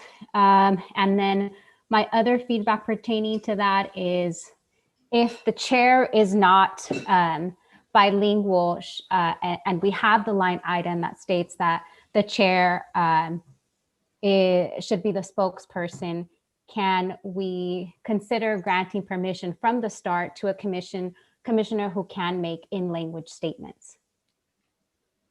Yes, the draft of the bylaws does allow for the designation of someone other than the chair.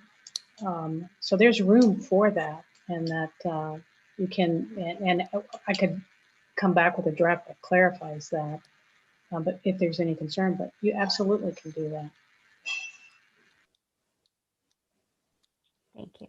So I'm not sure if commissioners have feedback on including that the chair should serve as the spokesperson, chair, vice chair. Commissioner Wong. Thank you. I guess so this section is about the process of selecting a chair and a vice chair, correct? Or so I think it would be nice just to have a nice, simple process. Part of, I think, to me, it might be related to if we have anybody who is interested in this position. I don't believe, well, we can see if there's more than one or two people that are interested, but I guess I know we're supposed to be discussing this first, but it would influence the process to me, to know if we do have some people, individuals that are interested and would be willing to take on the responsibility for the entire year for consistency, rather than having different people do it different times. It seems a little too complicated. Commissioner Franklin. Yes, I've really been thinking about the chair and the vice chair. And I've had the opportunity to observe and to, really look at the amount of our commissioners and their communication style. And I've really been thinking about it. And the chair will be representing this commission, and the chair will be our spokesperson, and then chairing the meetings and so forth. And I really have a lot of respect for everybody. But for the past couple of months in observing, I really have a lot of respect for Commissioner Maeda, for one, Commissioner Stetcher, for another, because of how they communicate and how they can succinctly break down and communicate and get down to the nitty gritty of resolution. I like Commissioner Holtzman's,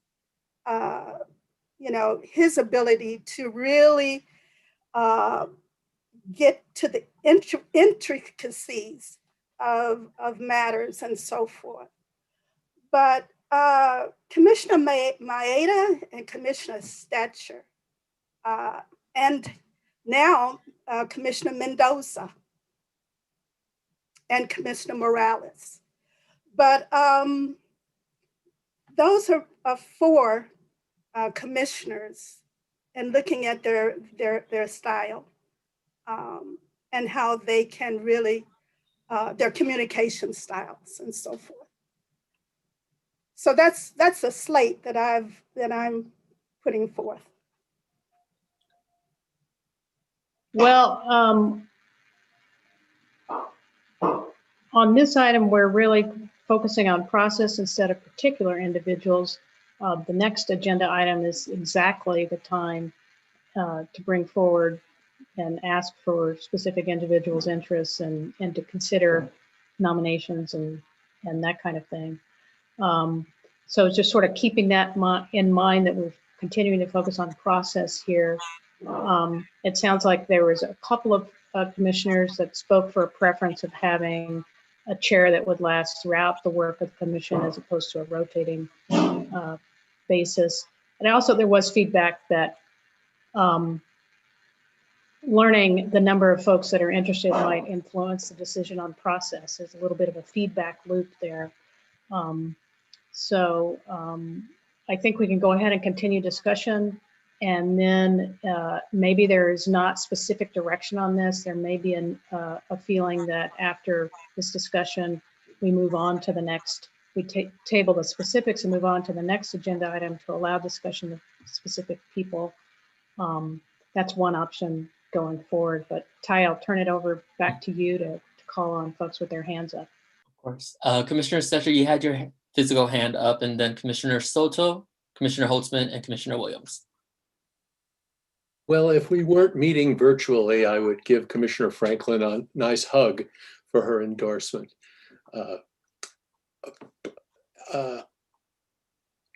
I don't think the chair of the commission should be an old white guy. So I don't think I'm the right person to do it, but I appreciate the endorsement. Commissioner Holtzman, you had your hand up. Would you still like to comment? Oh, no, thanks. Okay. Commissioner Soto?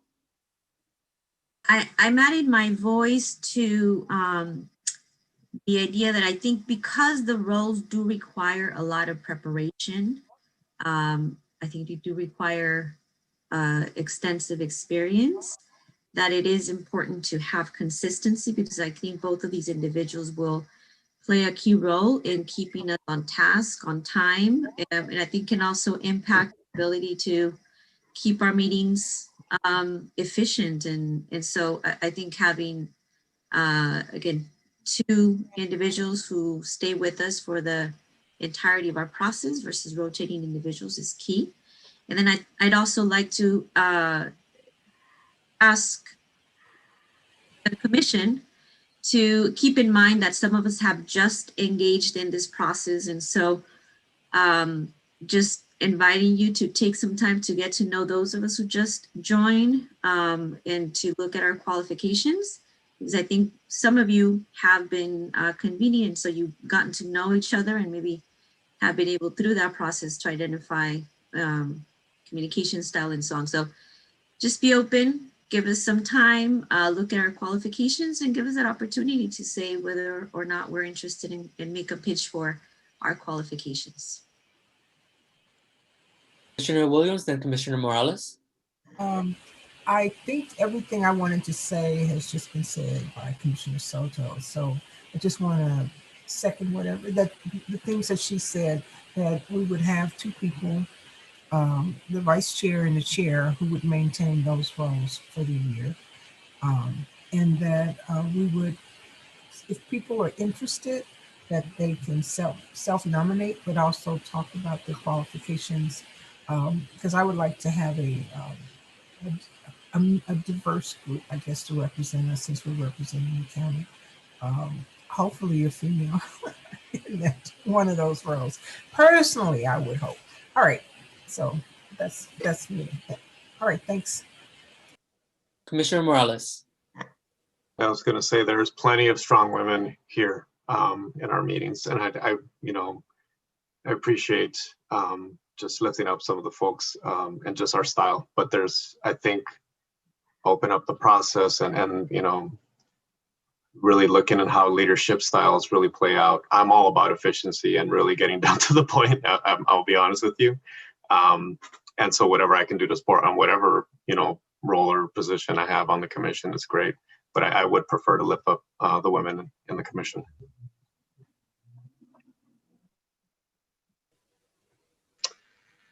Do we have someone that might, be willing to entertain a motion that with direction that the bylaws provide for not a one that rotates through, but that is a commission for the term stating? Commissioner Holtzman, you had your hand up? Yeah, I do. Just first comment on the process. I don't think we should be, yes, we don't need to necessarily be actually today electing a chair or vice chair, chairperson, vice chairperson, partly because we don't have the bylaws adopted with their duties. So I would certainly say that's not something to do tonight, but also in terms of deciding whether or not to have rotation of chair and vice chair. I'd like us not to vote on that tonight. And I'd like you to remember that the draft bylaws revision I suggested leaves that open to us as an option and doesn't require the rotation. And also, you know, to respond to Commissioner Morales, one way to lift up a number of people from a commission, and I think this is why the State Commission decided to do this, was rotate them through the chair. So please, let's not vote on this tonight, if that's all right.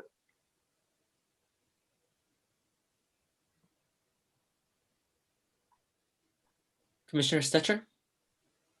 It seems to me that if we had rotating chairs, if enough people were interested, let's say there were half a dozen people who wanted to serve in that position, and we could rotate, that puts a little more responsibility on Kayla for continuity and for raising questions about each of the issues that has to show up in the agenda from week to week. And that's not a bad thing because she's done a pretty good job so far of keeping us on track. But I do think that's one of the consequences of rotating chairs. Otherwise, having more people representing the commission, more diverse people representing the commission seems like a good thing.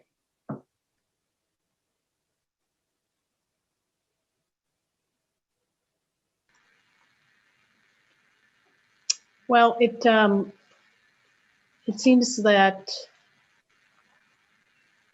the consensus here, or if I'm reading the Zoom room, is that we put off a decision on the rotation part. I think at this point, I've got enough direction to move forward with the changes that we've discussed. We will come back with the duties of the chair and the communications piece of the bylaws. And at this point, we can go forward to the next agenda item, but first we can hear from Commissioner Holtzman and Commissioner Stetcher. Oh, yeah, I put up my hand just to flag that we've been at this for 2 hours, so we might want to take a break at some point soon. Commissioner Stetcher? I'm curious if we could also take a straw poll of people who might be interested in serving as commissioners so we know whether it's 2 or 12. I suggest that if you're going to do that, that you wait until the next agenda item where it is the discussion and selection of the chair and vice chair. This was for process only. I do think that'll, at least in my mind, that might affect the process. So we can wait till the next item. Am I hearing that people need a break before we go on to the next item, Holly? That's fine. So Yeah. we'll. Oh, wait, I think Commissioner Soto and Commissioner Franklin have their hands up. Commissioner Soto. I'm gonna brave it and put out a motion. I think we put out a motion, and if folks don't support the motion, then clearly we go back to the table. But I think we based on the discussion, it seems that there may be some folks, myself included, to sort of take a vote on whether we have a rotating chair by vice chair, or if we have a consistency throughout our process. And so I'd like to motion that we move forward with selecting a chair and vice chair that guide us through the process from now till we have submitted our maps or voted on our final maps. Commissioner Franklin, you had your hand up. Oh, yes, I would like to push through and not take a break. Hopefully we can finish by 9:30.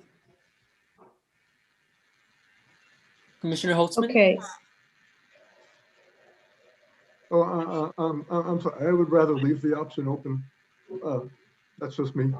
Anyway, I guess nobody's seconding that motion now anyway. I'd like to leave that option open. I also suggested a 6-month term, partly again for the same reason of, letting other people do, have the experience and have a public profile. So instead of, anyway, there's no second to the motion. I probably shouldn't be talking at all. I'm sorry. do we have a second to the motion? I see 2 hands up, Commissioner Stetcher and Commissioner Opernella-Segura. Just for clarification, is the motion to maintain a consistent chair and vice chair rather than a rotation? Yes, thank you for the question. Okay, I second the motion. All right, so we have a motion and a second to maintain the chair and not rotate. Commissioner Holtzman, you have your hand up? Yes, now it's the proper time to say that I would oppose that.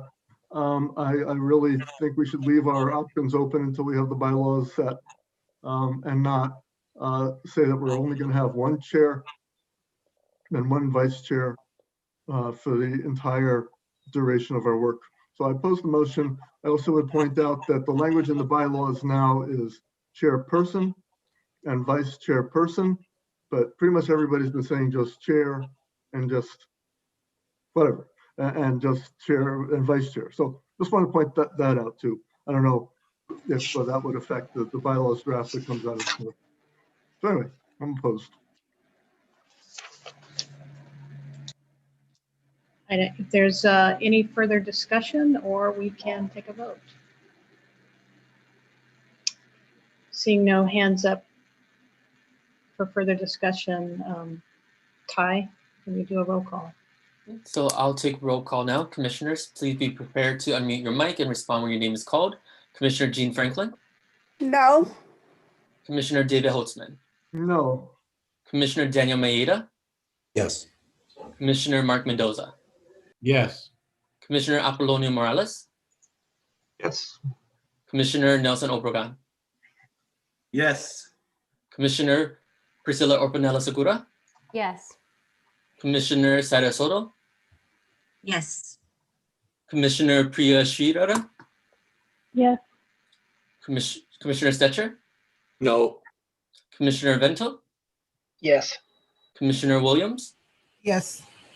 Commissioner Dorina Wong? I apologize. Is this the motion for 1 chairperson and 1 vice chairperson? That's this motion. I'm sorry, I got distracted. Is that correct? Yes. Yes. Motion passes with 10. All right, so the next draft will have that language, and of course it'll be subject to the final vote of the whole package when that time comes. And I think at this point, we can close out this item and bring it back next week, and we can move on to agenda item 6B as in boy. Holly, is the determination to try to go to 9:30 and wrap this up without a break, or are we asking? I thought some people had indicated they needed a break. Oh, I'm sorry. I heard Commissioner Franklin, who kind of asked to push through, but I wasn't sure about others, so I'll leave that Maybe we could to the do a straw consensus. poll because it has been 2 hours. Those Yes, who go need a ahead. break, raise your hands, your physical hands. I see one hand, What are we two. raising our hands to? What are you asking Do you need for? a 5-minute break? I didn't hear. Could you repeat? Do you need a 5-minute break? Raise your hand. I see. Well, then we're going to push on. I don't see any hands up. Okay. And we'll try to get through the remaining items more, expeditiously. I do have some reports to report out. You can decide whether or not you can comment on them, but I think the next agenda item is on the chair and vice chair. And I'll return it back to Holly. Yes, on this one, what's just, we got a little bit of a jump on it, was just simply a discussion of and possible election of a chair and vice chair. And I believe there was a general mood to delay the actual election until next week or some other time. But there was an interest in either hearing who would be interested in it, and then, or if somebody wanted to consider nominating, or just a general interest in those two offices. With that, I will throw it open for discussion. Oh, pardon me. I think we should see if we have any public comment on this item. So we have one submitted a public comment for item 6A, but after the public comment time for that had closed. So Julia Gomez, if you are still interested in submitting a public comment, please submit again in the Q&A.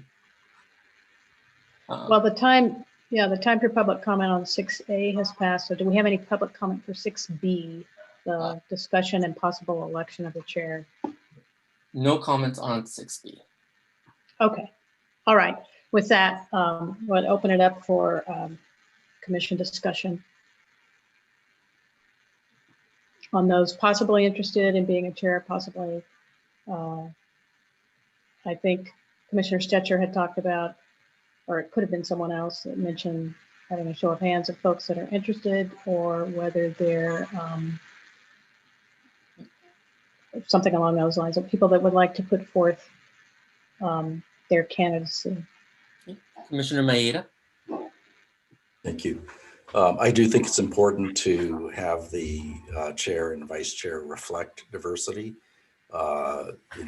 from each other, I suppose. I think it would be rude for me not to acknowledge Commissioner Franklin's very kind comment endorsing me. I actually would like to serve. I would like to put my name in the hat for one of those two positions.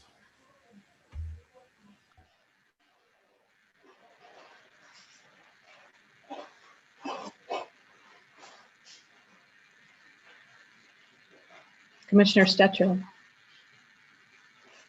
Rather than waiting for each person to embarrassingly speak about their interests, could we have a quick show of hands informally, people who would be interested in serving as chair or co-chair, so we can see if it's 2 or 8 or 10? Certainly. Show of hands. We've heard Commissioner Maeda, who's interested in throwing his hat in the ring. Any other folks that are open to consideration? We have Commissioner Holtzman.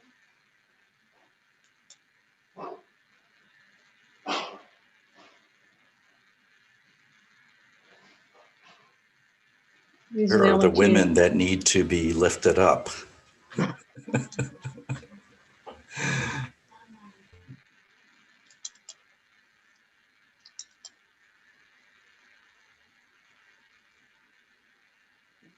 Commissioner Orpanella Sakura has her hand up.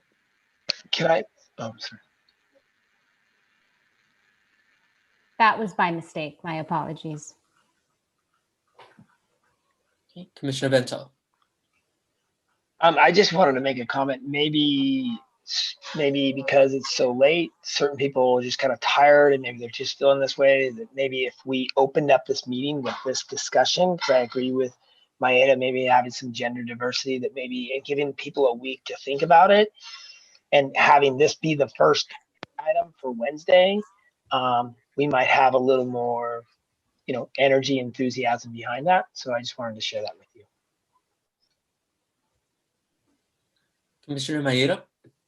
I definitely would prefer to defer a vote on this. I hope people will think about it seriously about also throwing their hat in the ring. I don't want to have this be I've said what I need to say, I think.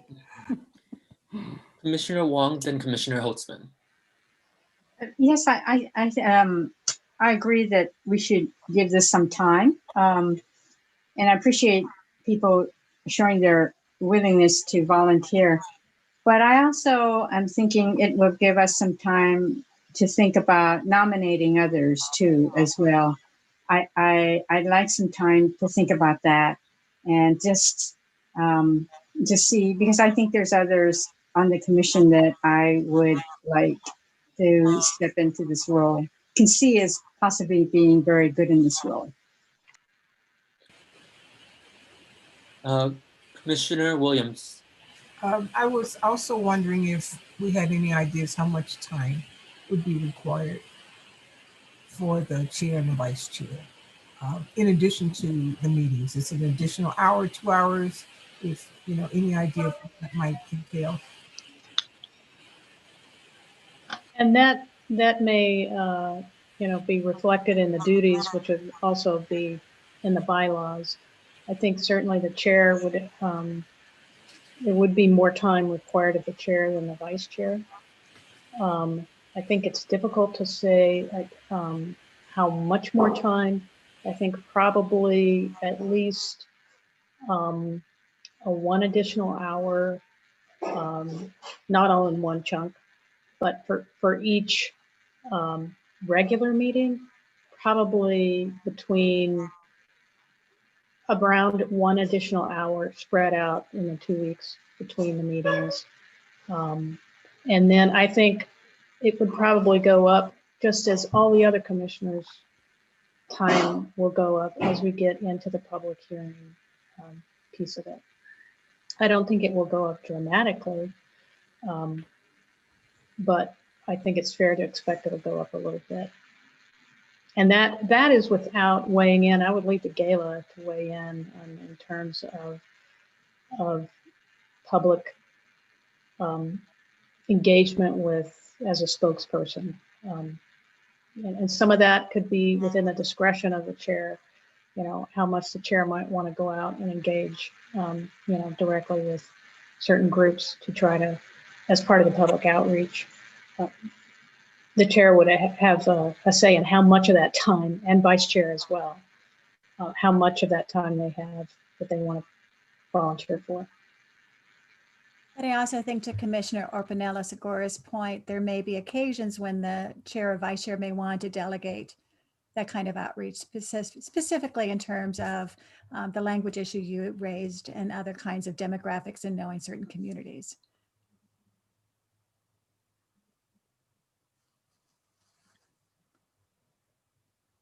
So I think that there's consensus here to leave this item, come back with it next week, possibly lead with it when folks are fresher and you will have more time to consider it and consider nominating folks as well. Commissioner Stetcher,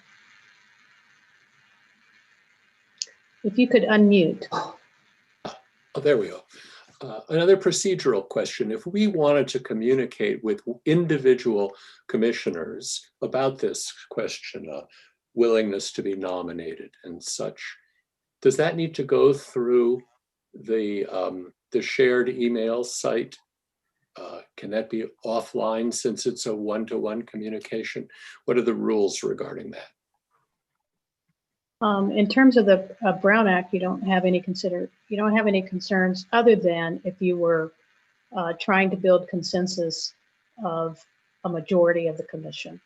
So you can have, because the commission is so large, you can have discussions with several people before you approach the majority. It doesn't need to be by email, it could be by phone. And I don't think everybody's on yet the commission email system anyway. I think that we've got some spotty rollout that we're still working through. So hopefully that answers your question. Do we have email and telephone numbers for each other so that we could reach out if we wanted to? I don't think we do. I think Gayla can share the roster. That's not publicly, the folks' private residence addresses and private phone numbers are not public, but you could share it among the commission. I mean, if the commissioner directs me, I'd be glad to share that. And you all should have commissioner emails that would be set up as well. But do I have approval to share everyone's personal emails as well, since not everybody has gotten onboarded? Do we need to do a roll call on this, Holly? No, I think I think the best way to approach this is if you do not want your phone number shared with the commission, and it would be kept confidential, it should be kept confidential by commissioners, then just email Gayla offline on that. We don't need to take a straw poll. But unless she hears from you, she will assume that she can share it. You want to say by noon tomorrow? And by noon tomorrow, if you let me know you don't want it shared, I will remove it. Otherwise, I will send out a roster. Okay. Commissioner Bento. So I was just gonna say something. I appreciate the people that are considering for being, the commissioner. I'm sorry, being the chair and the vice chair. Something that I've experienced in being on volunteer committees like us is sometimes when we appoint a leader, it seems like the leader just gets saturated with all the work. And so what I was going to suggest is that maybe as a body, maybe we look into this as commissioners, we take on the task of, being open to being delegated to handling certain tasks that maybe the chair and the vice chair, when they need help, we step up and provide that support for them. And that might inspire other people to step up to be in those positions of leadership if they know that we have their back. Because I'm assuming we all have something going on in our lives. We're going multiple directions. And so, when we just refer to these, sometimes these like the leaders of, these various volunteer organizations, sometimes the person that's the volunteer leader overwhelmed and burned out. And so what I just wanted to say is I just think that just as a comment, that if we all just take a point to say, listen, we will have your back, we will do the work we need to get done to make this happen, and we will be open to be delegated and asked to handle certain tasks. So I just wanted to share that commentary. And also to echo that, of course, you've got staff support for the chair and vice chair, which sometimes in other volunteer organizations that type of support is absent. Commissioner Franklin, you have your hand up. Yes. One of the things that I observe and I appreciate for not having to coax someone to take on leadership roles. Because when you do that and you try to push them or encourage them, this, being a chair is not easy. So I really appreciate those who volunteer and just said, hey, I would like to be the chair. Because, they're passionate about it, they've thought about it, and they know that they have the ability to do it. So far, right now, we only have 2.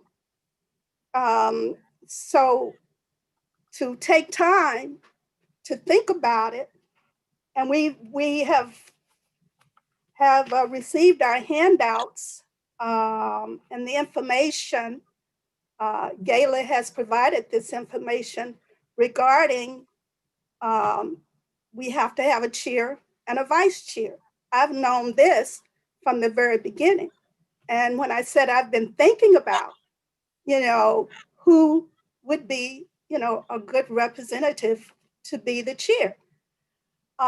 So I just want us to think about that. you know, I really don't really want to try to encourage somebody or push them or to be a chair, because everybody here, everybody is well qualified to be the chair and the vice chair of this commission. Every last one of the commissioners, without a doubt.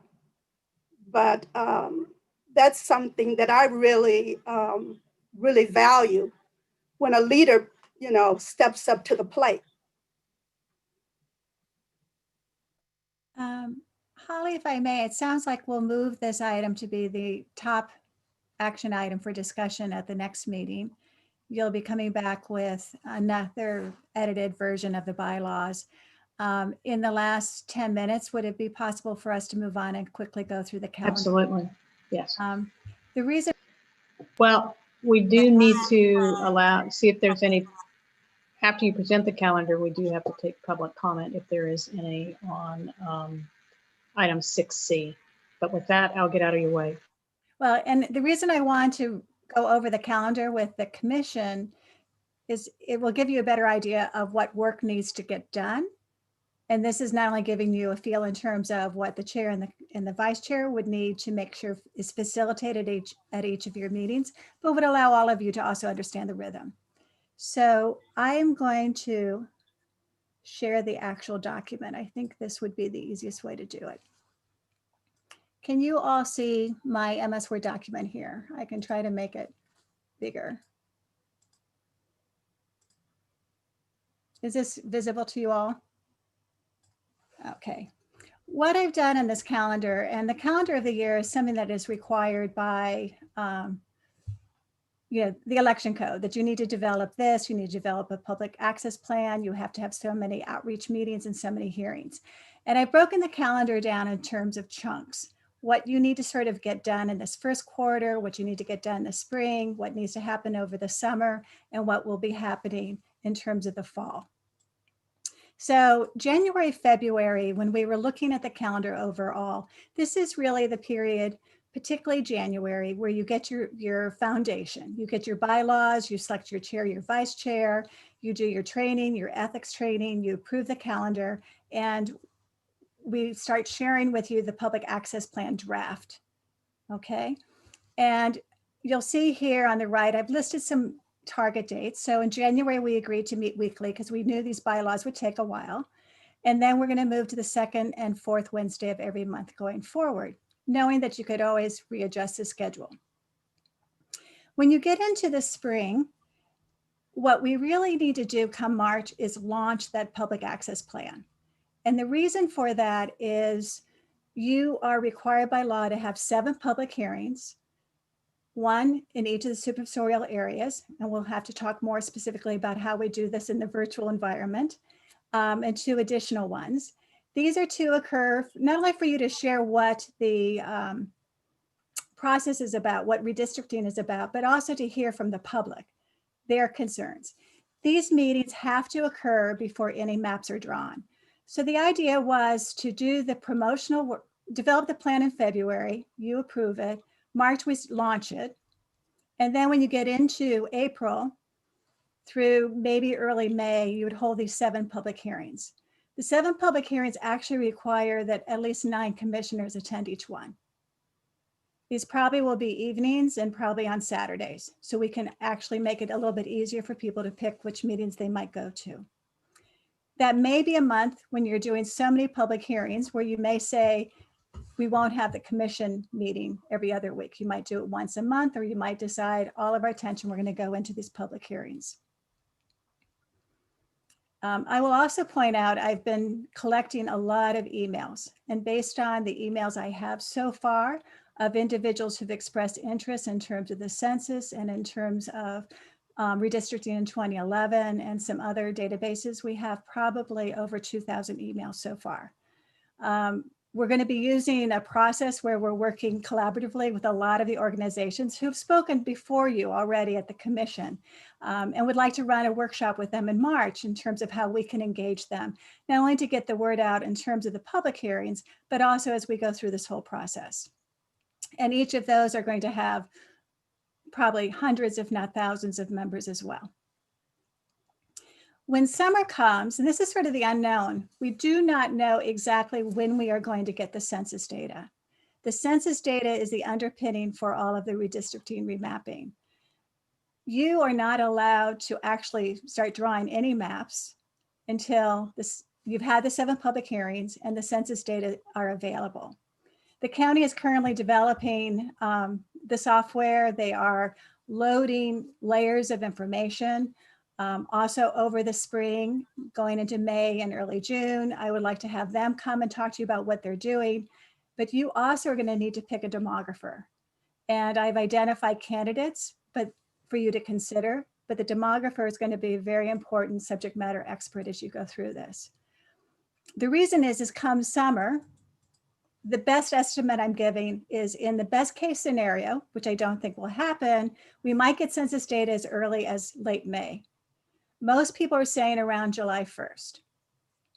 And now this is when the really heavy lifting happens. The census data is released, it's loaded into the software.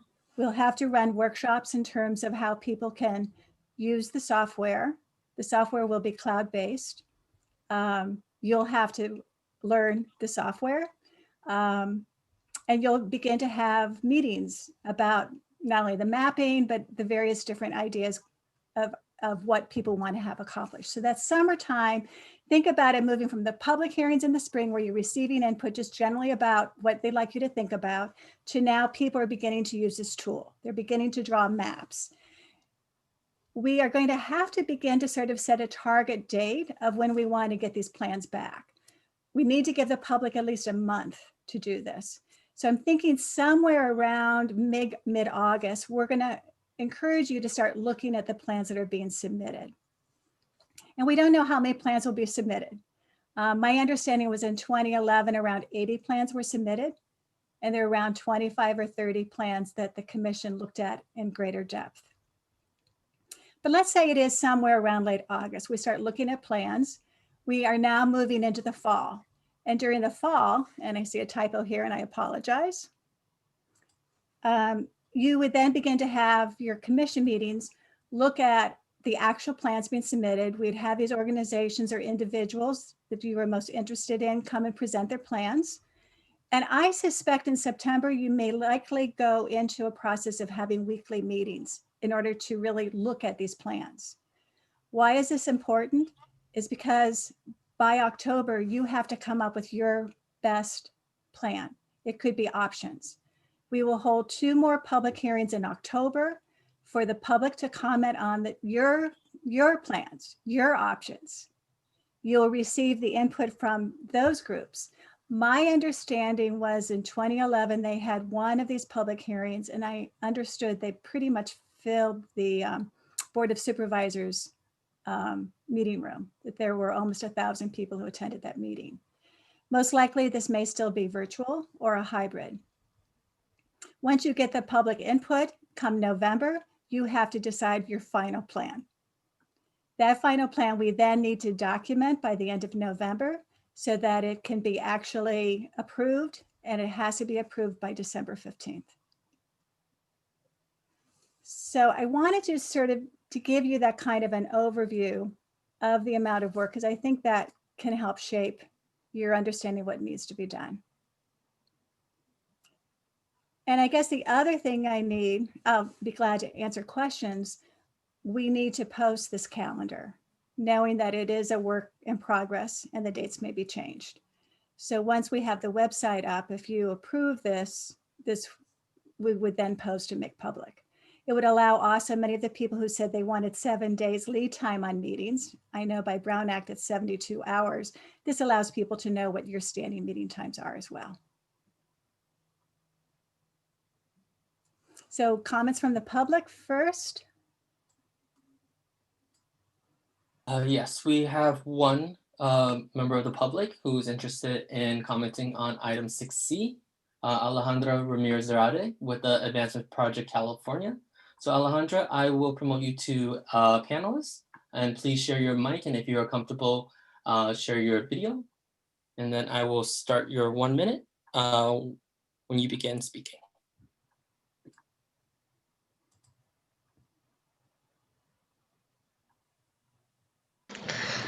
Okay, here we go. I can start my time now. So good evening, commissioners. Again, thank you for your commitment late into the night, and thank you for continuing as long as necessary. My name again is Alejandra Ramirez Arte with Redistricting Project California, and I know that Gail has already mentioned some of these items, so this is just to strongly urge the commission to consider some of what's already been stated, but basically to delay approval of the timeline until further discussion. The reason being, as Gail stated, the draft timeline lists an August 18th, 2021 deadline for accepting public redistricting plans, and that any plans submitted after that, they have no guarantee of being reviewed by you all, by the esteemed commissioners. With so much uncertainty and ambiguity in the census timeline, as we've all seen play out over the course of last year, this could leave very little time for the public to submit maps based on updated census data. With this new Congress, additional legislation will be reintroduced to push back these dates, to formally push back these dates as census stakeholders we tried to do 1 minute is up. last year. Thank you. Thank you. If I may provide a point of clarification, I don't think we'd want to set a rigid deadline. It's just sort of a suggestion. And we know there's so many unknowns with the census. What I don't know, and I know many of these community organizations were pivotal because originally all these maps had to be done by August 15th. And many of these organizations actually went to Sacramento and had the deadline moved. I'm told the December 15th deadline is imposed on LA County because you have to have the new redistricting maps drawn 6 months before the next election of the supervisorial districts, and that will be on June 15th. So I just don't know that, but that's sort of a deadline we're working backwards on. But indeed, if we can get the census data earlier, we'd adjust the whole timeline. But again, those are the big chunks of the work. It is a draft. We know will have to be modified. Commissioner Stetcher's hand is up, I see. We still have public comment. Oh, is there more public comment? I'm sorry. Yes, so we have one more public comment from Kiana Asamanfar. I have made you a panelist, so please share your mic and if you're comfortable and able to, your camera. And once you begin, I will start your 1 minute. Excuse me, I have a question. I'm so sorry. Can we extend the time to public comment? Alejandra, I believe it was her name. It seemed like she rushed through her comments, and I'm really interested in hearing what the viewers, what their feedback is. So can we extend their time to 2 minutes if the commission is open? I think that's very reasonable. Are there any commissioners? Can we just do a straw poll? Are we okay with the 2 minutes? And we can have Alejandra come back if she would like to add. Are we okay with the 2 minutes? Okay, let's do the 2 minutes. Okay, so give me 1 second so I can prepare that.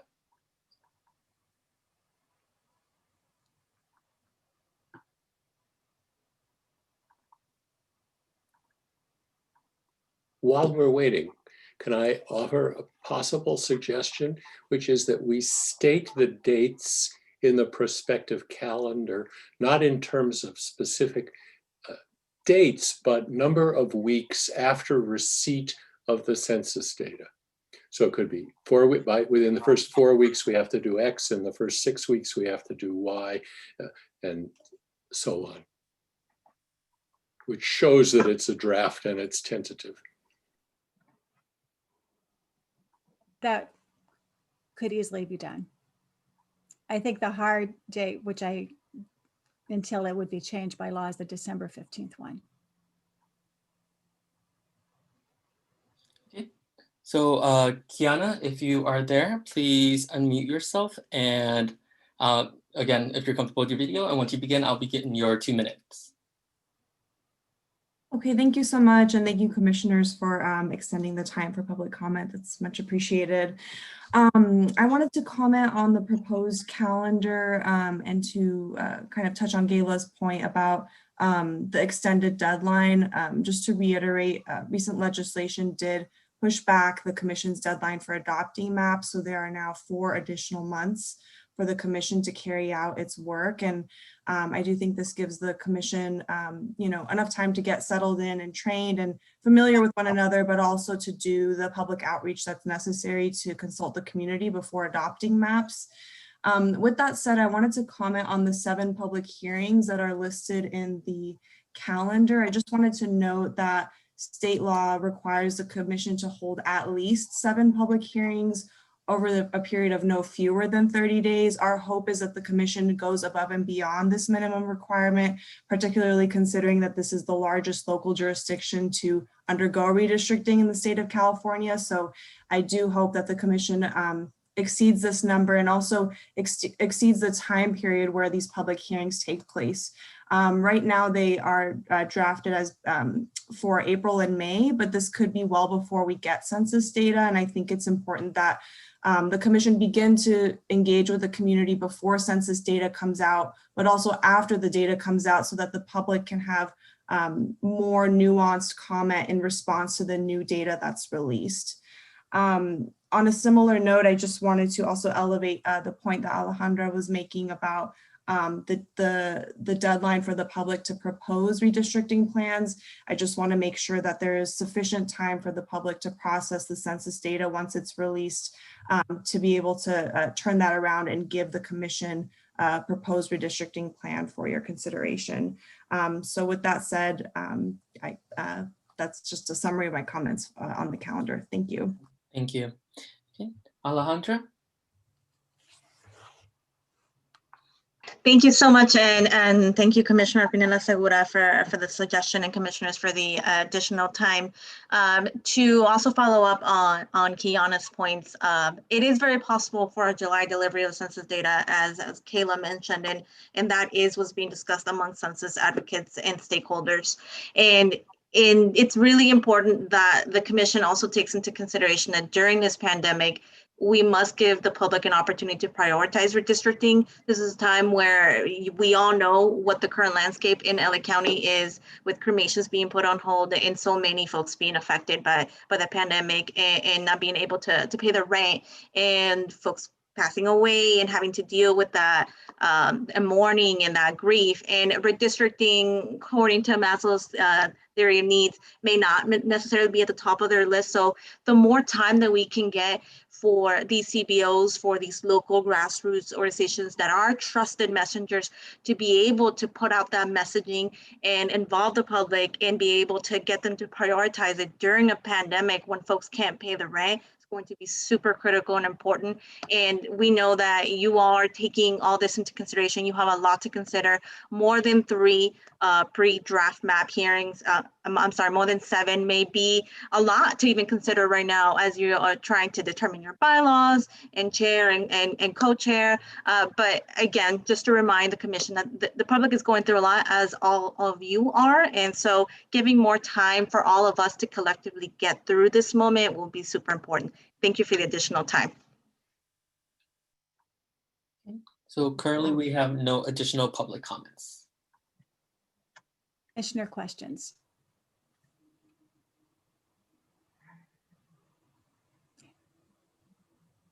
And again, I just wanted you to have an overview of coming attractions.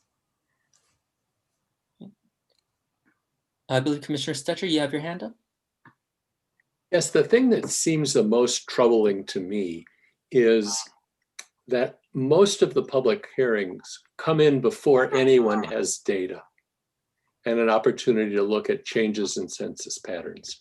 And I understand we can get some valuable input lacking that, but it would seem to me the best input, if we had the time, would come after the data were available. Is there any way we can modify this so that there are opportunities for more input later in the process? So by law, the 7 public hearings have to begin before you draw any maps. So that you're pretty locked into, but you can always do more. And in developing the calendar, I am anticipating workshops in June, July with community groups in terms of the software, the data, what's coming out of it, which may not be a public hearing. It'd be more of a workshop environment that our staff and the county folks and others could run. You know, if you wanted more public hearings, you could have more public hearings during the summer. That would be your choice. What I gave you was basically the minimum. You could have more than 2 public hearings in the fall. By law, you have to have 2. And you have to have that 30-day spread. Commissioner Orpanella Segura. My question may be premature, but in thinking of public hearing and making the concept of redistricting a common household terms with the general public, I'm not sure if it's being considered now, or the possibility of securing a handle, a social media handle for the redistricting commission, so that we can start putting out some information in addition to what's on the website, so that folks can become familiar with what the process is, because there may be some who are not familiar with what redistricting is. That way, when the public hearings come, they may be more inclined to attend, or may have more curiosity to attend. And that'll be part of the public access plan. So we'll make sure we have that incorporated into that as well. So this is just the calendar for the year, just to sort of set it all out. But this is that's a very good point for the next plan that you're going to have to look at, which is the public access plan.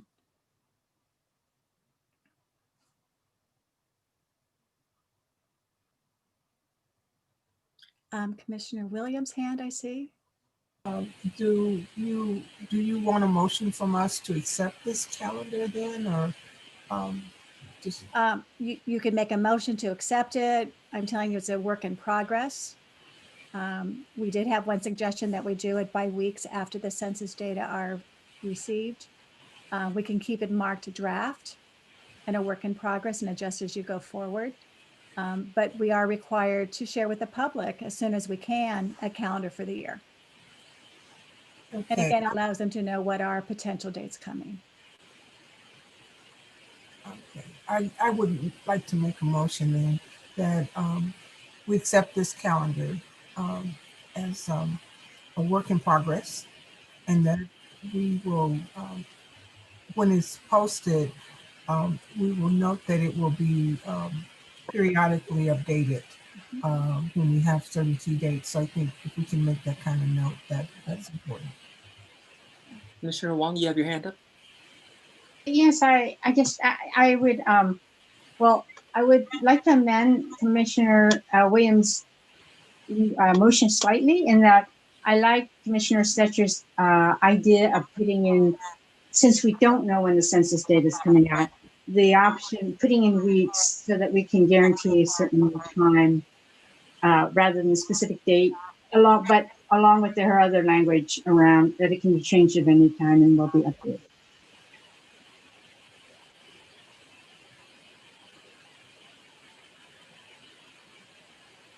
I don't know if I have to get Commissioner Williams' approval to change that. Oh yeah, I'm fine with that. do. I like the idea. In fact, I like working with a timetable that shows the time sometimes rather than hard dates, but that's fine. Do I need to repeat it then? No, you can just simply say you'd make the motion with that amendment. Okay. And then when you're still looking for a second. Then I would second it. Commissioner Soto, then Commissioner Maeda.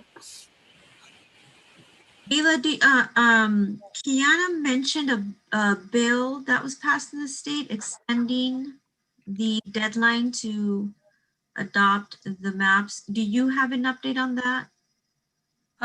Yes. I mean, what was very important was originally you would have to do the redistricting by August 15th. And so these community groups that we need to partner with have been very influential, and they got the deadline moved. For Los Angeles County, it is December 15th. Got it. I didn't understand that. The only way that date could be moved at this point is if there was some law that the redistricting maps did not require their completion 6 months prior to the next election, which is in June 15th of 2022. So that's, you know, that's where we don't have any latitude. And Unless the so, law changes. so adding additional public hearing still needs to be within this time frame. And so we have, just for clarification, we have a requirement to hold a minimum of 7 that will have to take place prior to census data being available. And then we have a minimum requirement of 2 additional post map reviews. Well, in reaction to what you are going to propose. Okay. So I guess I understanding that we do have a requirement to have a calendar available for the public to review. I definitely feel that I need a little bit more time understanding this now. Okay. Think about just the calendar and where there may even be possibility of fitting in additional public hearings, and if it's important for us to state that there will be additional public hearings, so we're committing to that in this calendar. And that's actually something you don't have to decide at this point. You know, you could always add more as you go forward. Commissioner Maeda, then Commissioner Holtzman. We can make a statement, it's the minimum. Sorry. Yeah, I was going to second the motion, but since it's been seconded, I'll just speak on its behalf. I think we should get a calendar out there. We certainly would want to have the words about it's being drafted. It can be subject to being updated, and a lot depends on when we get the census data, and that it's a minimum. Nothing prevents us. Everyone would be happy if we were to add some, so we can always do that, and hopefully we will be able to do that if we get the census data in, you know, on the earlier side. But I would support the motion as amended. Okay. Commissioner Holtzman. I would just want to point out that the actual election date isn't necessarily set in stone. They might push that back if the census problems, because then the state commission too would be affected by that.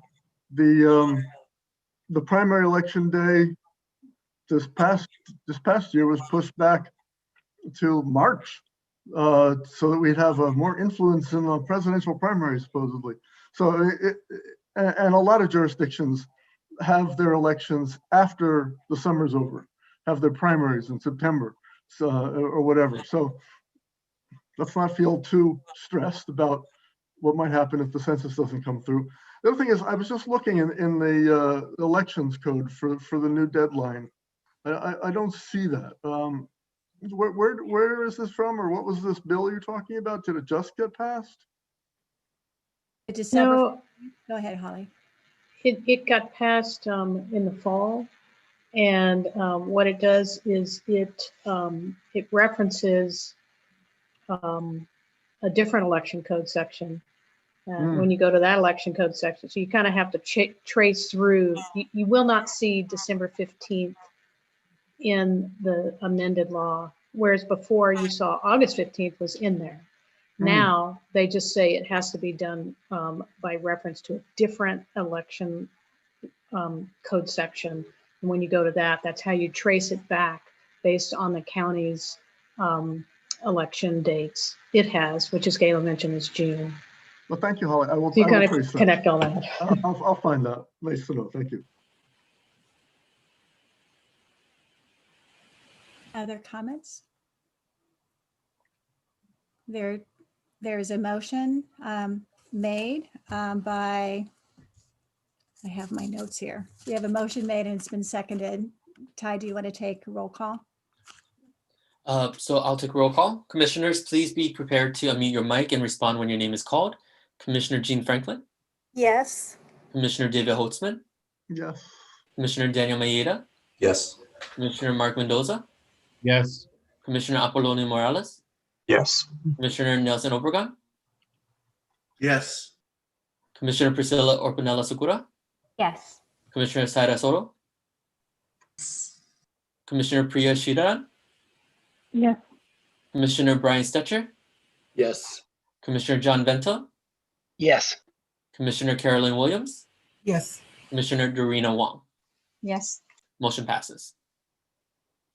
And I would suggest, since we are 10 minutes to 10 and we've extended, the second agenda item actually was taking the calendar for the year and breaking it down into further tasks. And I would suggest we move that to next week. The last item that I had was the selection process report that was sent out to you as a draft.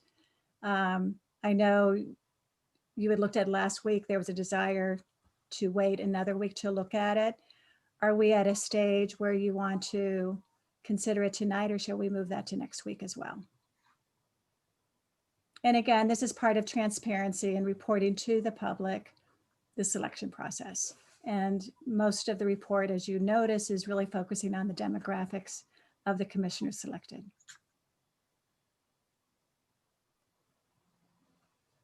I would move to postpone it to next week. I don't know how everybody else feels, but that's my input. Okay, is there a set, we could just sort of do a straw tally because I know it's getting late.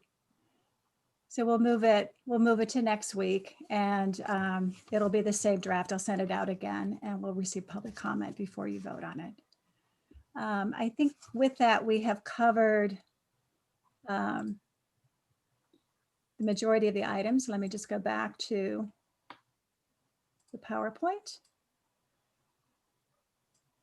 So we have decided to revisit, continue a number of these items as we go forward, including 6D and 6E. And I will just race ahead of these. This was actually an overview of the timeline, but I spared you this. It's sort of the big chunks you have to go through.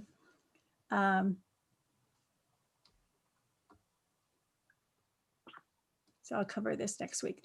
Some quick updates. We may have a partially live website next week where we can begin to post the meetings and people can sign up. Commissioners, I'm encouraging you all to get your emails. And I think we'll wait on these other items and just ask, are there any other matters?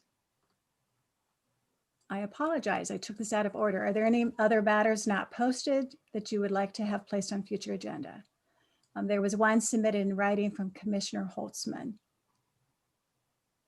Commissioner Holtzman, you have your hand up? Yes. I did submit a list of issues I'd love for the commission to consider. I think the commission would benefit from considering them. You have the list before you. I don't think we need to take any action on it tonight. I could, at this point, take clarifying questions on what's in the list. We could also put that over for another meeting because it is getting late. I do urge you to go through that list because we might want to consider these items on future agendas. And with that, I just wanted to briefly mention a couple of other things that might want to come up. I'm not sure if it's in there. The website itself, the website idea. It's great to have a website. We might want to talk about whether the commission should approve the website design before it goes live.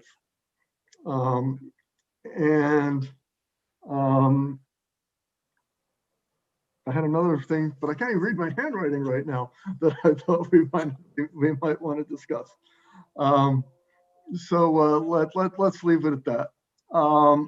Thank you for looking at the list. Thank you in advance. That was the question I had for Holly. Would it be all right for commissioners individually to ask me clarifying questions between meetings about what I meant by the items on the list, or do we have to wait till another meeting for that? I think folks could ask you questions, but you would have to keep count of how many asked you on a particular item. So what you have to do is be cautious about developing a consensus on whether something should be on a future agenda. And so you need to be very cautious about it, I would say. Okay. I should also point out, I don't really have fixed opinions on a lot of the things on the list. I just thought the things we really need to think